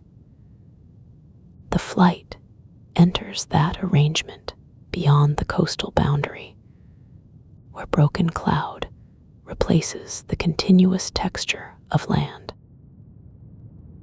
Between those routes, the North Atlantic remains a broad field of unmarked dark water. You rise until the weather below becomes a thin, uneven floor. The organized lines spread apart at this height. Each extends into darkness past the next cloud bank, while the curve of the ocean begins to show along the eastern edge. One graphite aircraft crosses the gap between cloud layers, reduced to a small winged mark against the water. Its passage leaves the larger pattern unchanged. Far ahead, the pale routes continue beyond the cloud edge, carrying the drift toward a scale where a single crossing is difficult to separate from the ocean around it. Farther out, the cloud field thins into isolated white fragments. You pass above them with a dark horizon on every side and the first shallow arc of Earth beneath the stars. The North Atlantic slowly becomes one dark basin on the globe. Its coastal edges draw closer within the same curve, while a broader field opens beyond them. Small blue-white points gather near the far margins. The outward drift continues toward those separated lights and the oceanic rooms they mark. Advanced Technologies and Oceanic Procedures is the Federal Aviation Administration's oceanic system. Its operational counterparts serve airspace associated with the air route traffic control centers at New York, Oakland, and Anchorage. 3 pools of blue-white console light occupy separate depths in a dark room, divided by broad aisles. The New York point remains nearest the Atlantic margin. Offshore, coastal light narrows to a faint scatter beside open water. You pass over broken cloud tops, where the ocean absorbs nearly every reflection, and the room behind the coast recedes into one cool, geometric glow. Soon the eastern coast is only a pale seam beneath the curve. The widening view now admits the Oakland point beyond the continent.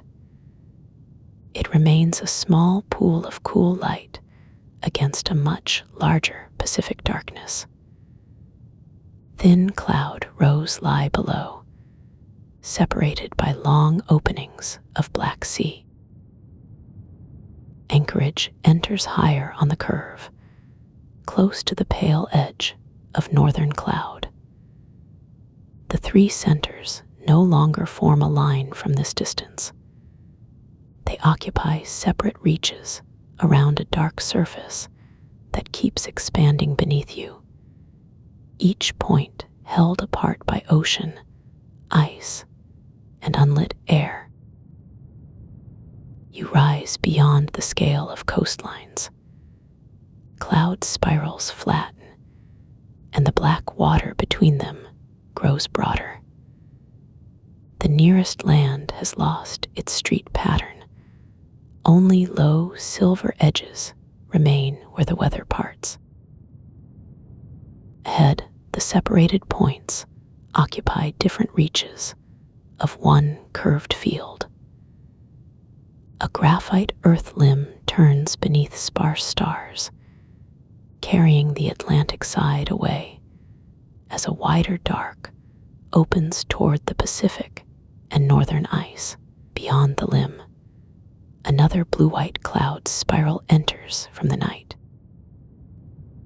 Advanced Technologies and Oceanic Procedures supports air traffic control across 23 million square miles of airspace delegated to the United States by the International Civil Aviation Organization over the Atlantic, Pacific, and Arctic oceans.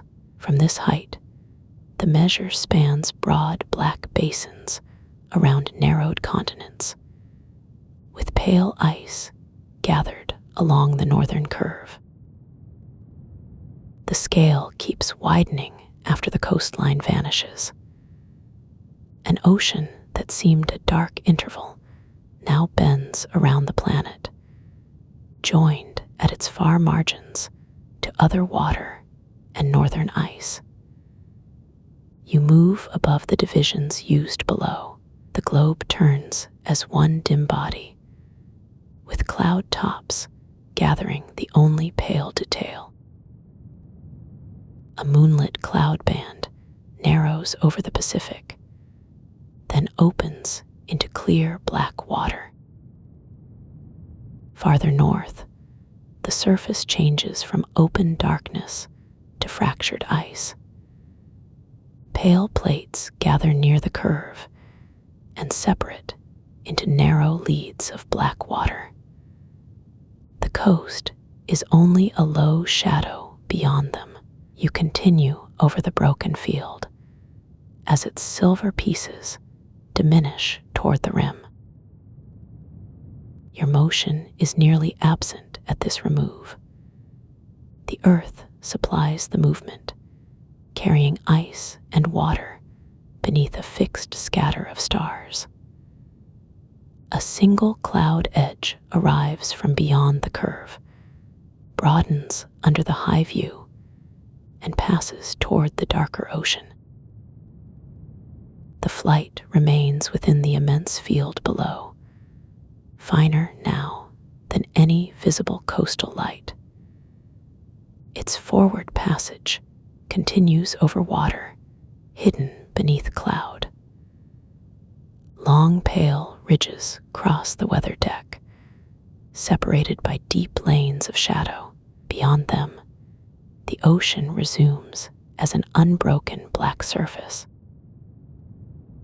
Another reach of night turns into view beyond the cloud deck. A thin silver margin marks distant ice, while open water spreads toward the lower curve. Farther ahead, a loose chain of cloud fragments enters from the Pacific darkness, each casting a faint shadow on the layer below. Below the scattered clouds, moonlight lies in broken lengths across the Pacific. The dark water between them carries no visible edge. A broad swell catches one pale line, releases it, and leaves the next reach of ocean nearly black.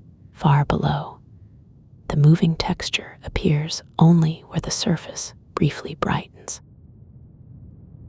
The aircraft has narrowed to a pale speck over that surface.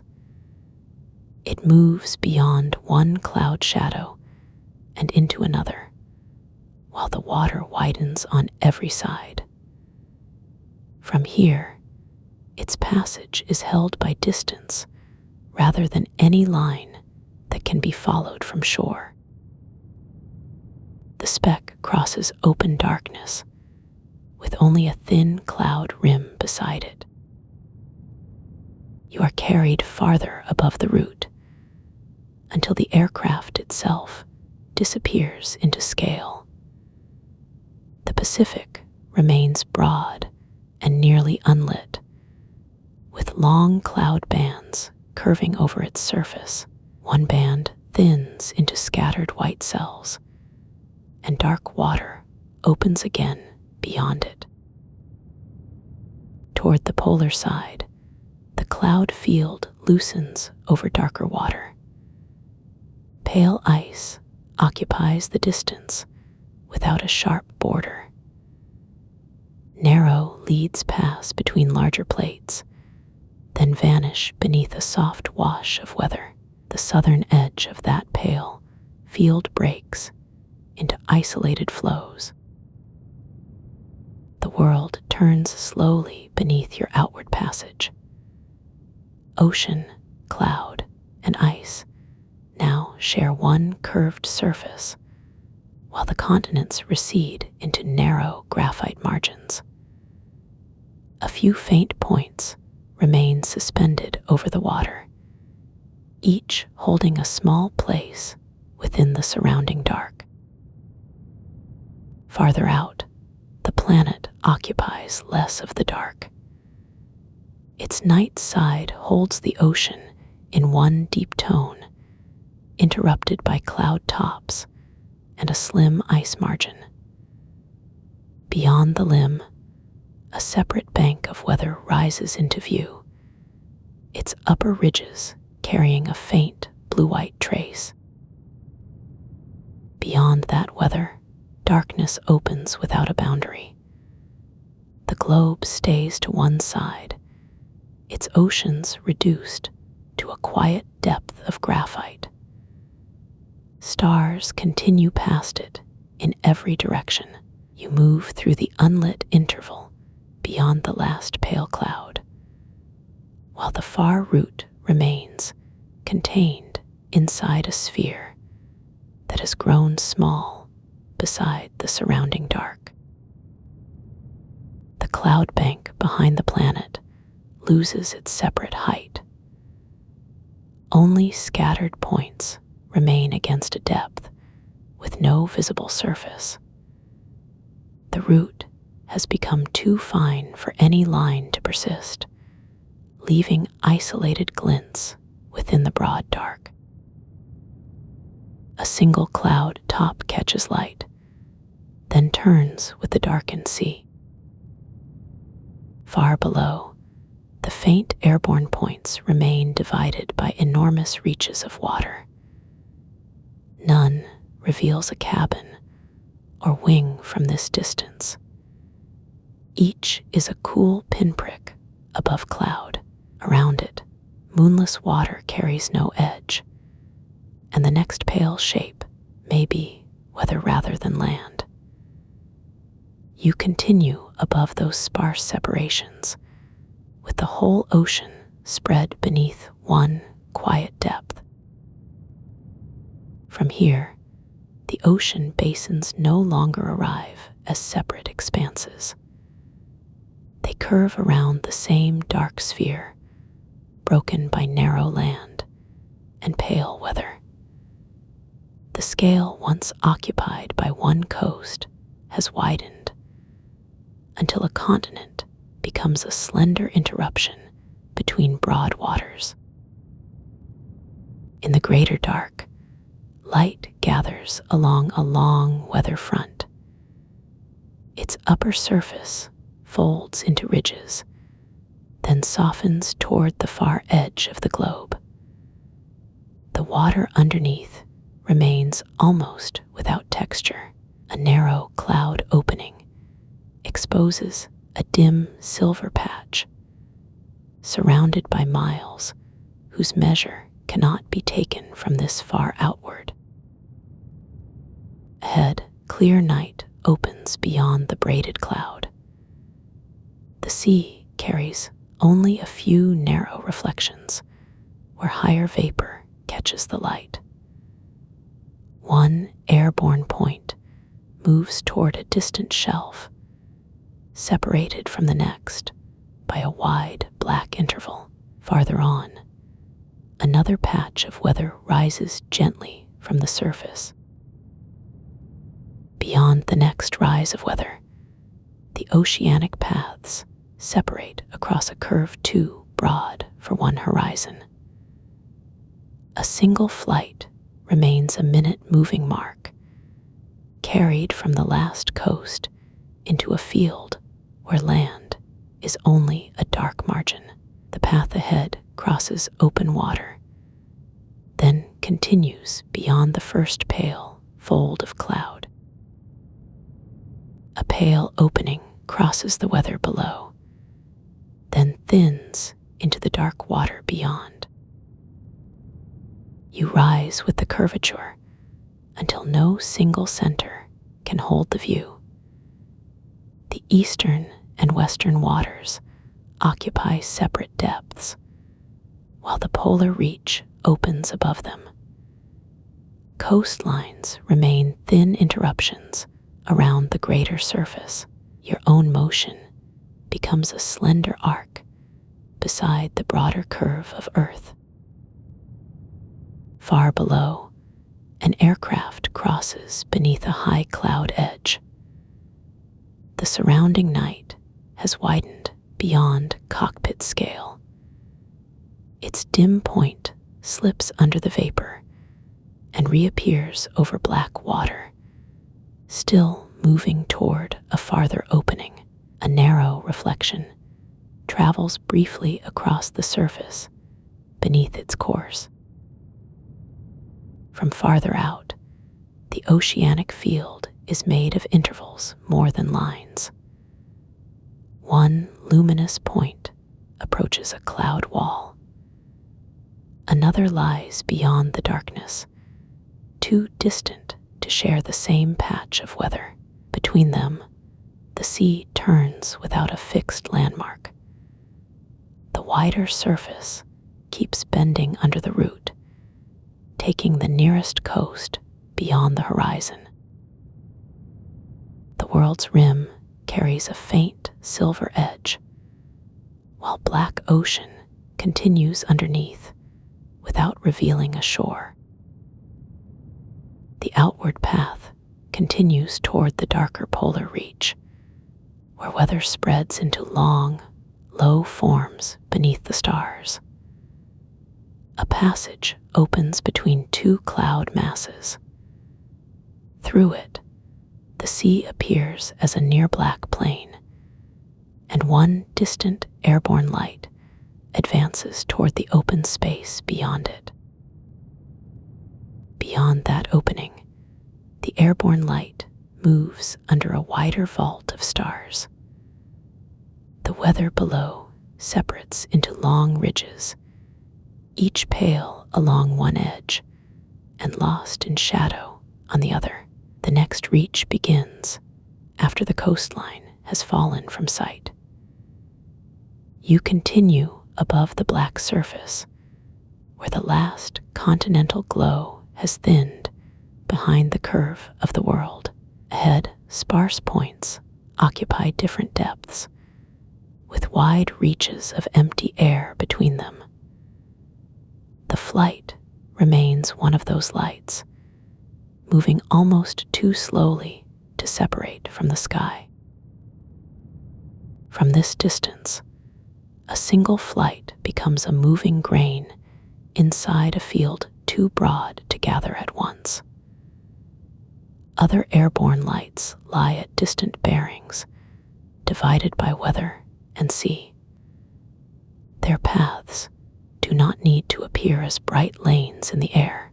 Each remains a small position carried through the darkness, while the constellations form a finer scatter overhead. The space between those lights occupies most of the view. You drift across that interval without a border beneath you. A single point crosses the open water, then dims beneath a thin layer of high haze. It returns farther on, small enough to belong equally to the sky or the surface.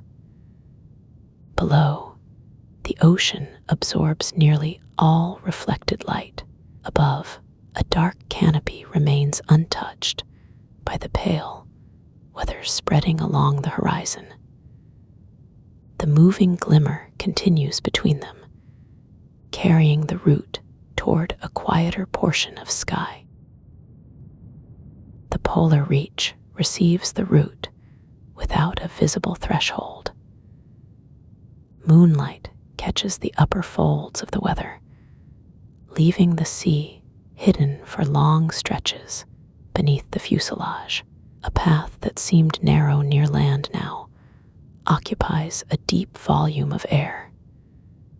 You are carried within it, with the aircraft reduced to one dark shape. Around it, the constellations continue beyond the tail, and a pale boundary rests below the wing. The black water appears only through brief openings. Far above, the planet's curve begins to hold the whole scene. One expanse rests under a silver margin, while another turns beyond the visible rim.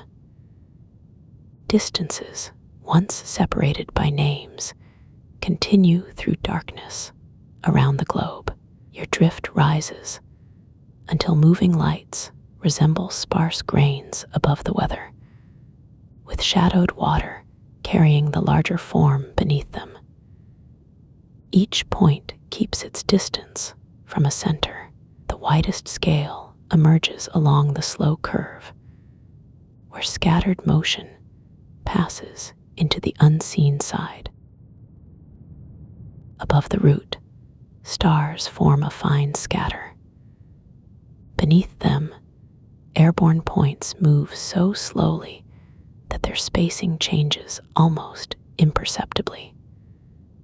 The weather takes another pace, spreading pale forms over the dark surface. You float between these layers, carried through a narrow altitude of motion, while the upper black remains deep and still.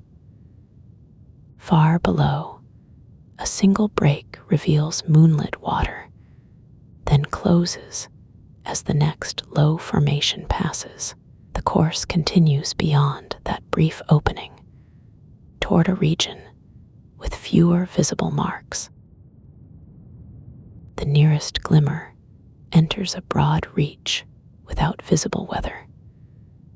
Its small glow falls against unbroken black, then reappears when a low cloud edge catches it. Featureless water fills the passage below. The path persists as separated airborne lights rather than a luminous road, each held apart by stretches left unmarked. You continue toward the faintest one. It rests near the horizon for several breaths, then advances into darker air. Behind it, the previous light has already merged with the stars. The planet now fills less of the view than the darkness around it. A narrow silver rim traces the lower edge, interrupted by weather and an occasional airborne point. Beyond that curve, the surface has already turned away. The stars remain scattered through a depth far wider than the route. You move with one faint light along the boundary, suspended between black water and the open dark above. Its motion is almost hidden by the scale, yet the tiny change of position continues. One blue-white point passes beyond the silver rim of a cloud field.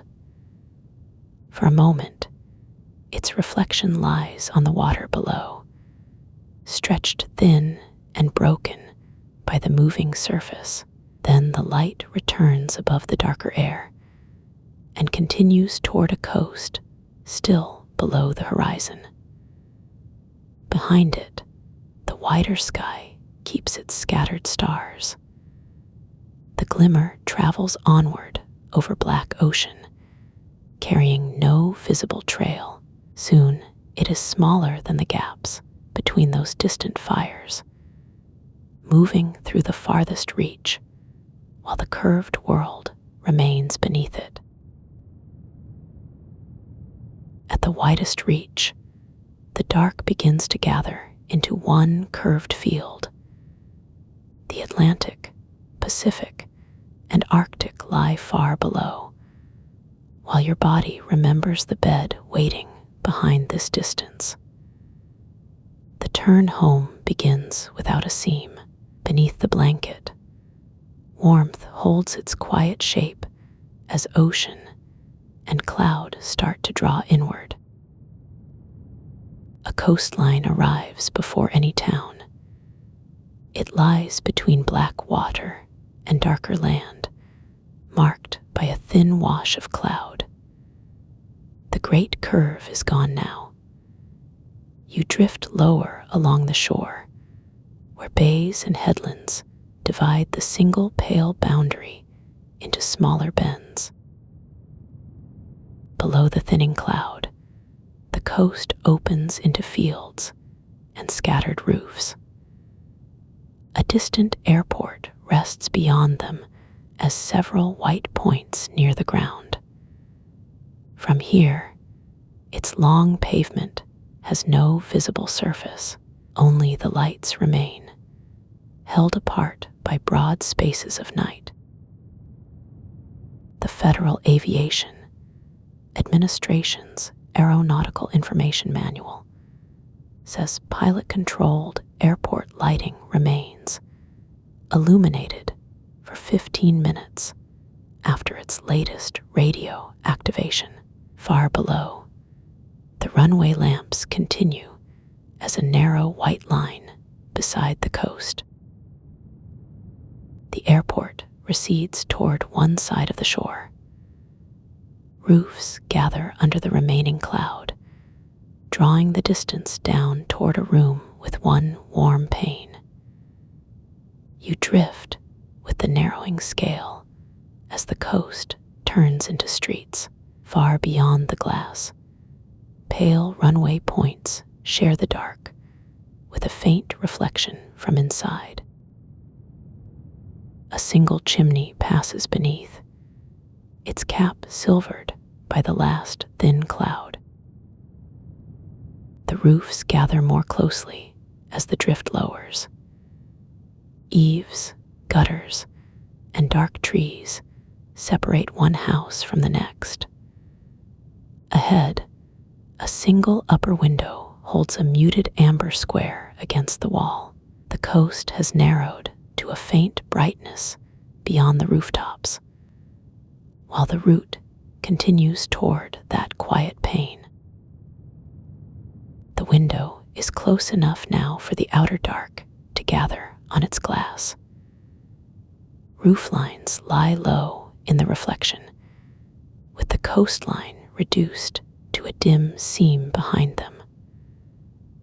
On the other side, the room begins as warm light along the inner frame. You cross the pane, and the airport remains outside as a few pale grains near the horizon.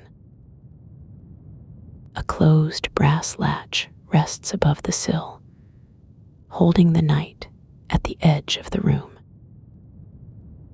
The curtain hangs just inside the glass. Its lower fold moves only enough to alter the narrow shadow on the wall. You pass beside the fabric, close to the quiet weight of it, while the pane and its distant lights recede together. The room now reaches farther than the coast, measured by the short space between the curtain and the floor. A blank reach of plaster receives the fading warmth. Near the corner, the color gives way to the softer gray of the room. You drift along that change without a sharp boundary. The window is behind your shoulder now, and its small square of night has begun to narrow. Below, a narrow woven runner begins beside the wall and leads across the room.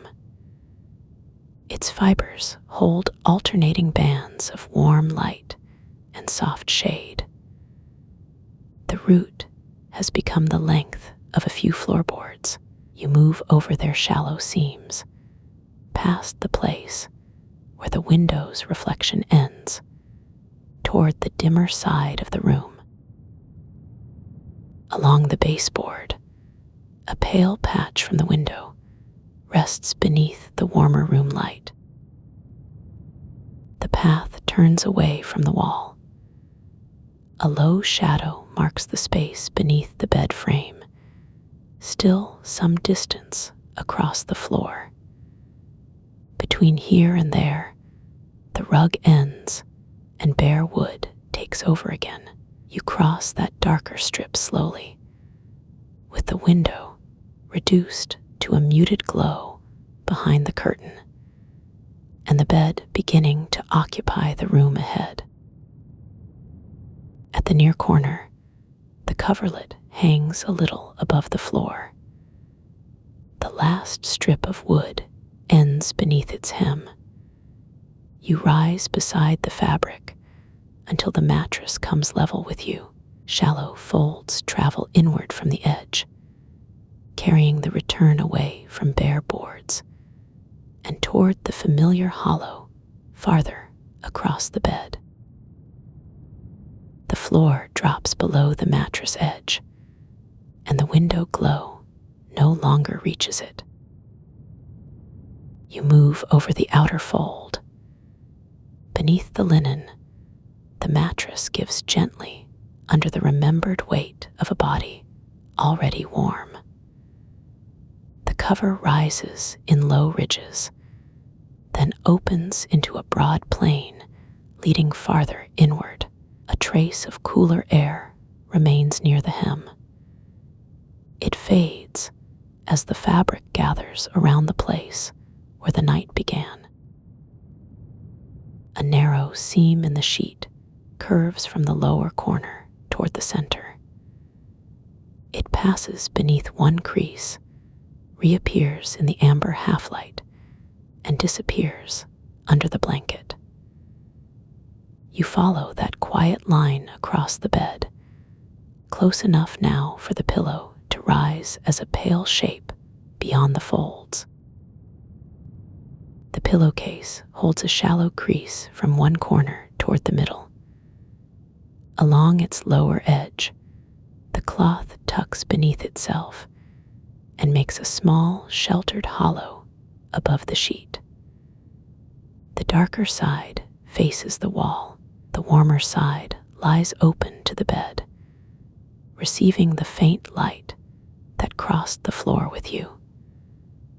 A short reach of linen remains between the nearest blanket fold and the place where your head will rest. Above the pillow, the headboard casts a muted shape against the wall. Its upper edge softens before reaching the darker corner. The floor has slipped below sight. A cool trace from the covered glass meets the amber shade near the plaster, while the bed fills the lower darkness with one broad, familiar form. The nearest blanket fold reaches the pillow and bends along its lower curve. Your weight begins to enter the linen. The ridge lowers beneath you, leaving a deeper hollow where the fabric turns inward. Ahead, the pillow remains open across the last small span of sheet. The final span of sheet slips beneath your shoulder. The pillow takes the weight slowly, gathering its cool linen into a shallow hollow. What had been a room crossed in amber is now felt only as mattress, cloth, and the quiet support beneath you. Distance has narrowed to the space your body occupies. The blanket rests across you, its woven weight spreading evenly from shoulder to foot. Beyond the covered glass, the airport remains a few pale points beneath the cloud. Its open ground belongs to the distance again, far past the ceiling above you. Inside, the curtain keeps one still edge beside the pane. A faint blue-white seam lies low across the black glass, divided from the pillow by the whole warm width between window and bed. The farther dark stays outside. Your head settles into the hollow, already waiting in the pillow. Linen touches your cheek, and the blanket keeps its small rise beneath your chin. The ceiling has gone dim beyond its last amber shade. Home is now the mattress beneath you and the linen at your cheek. Nothing more is needed from you tonight.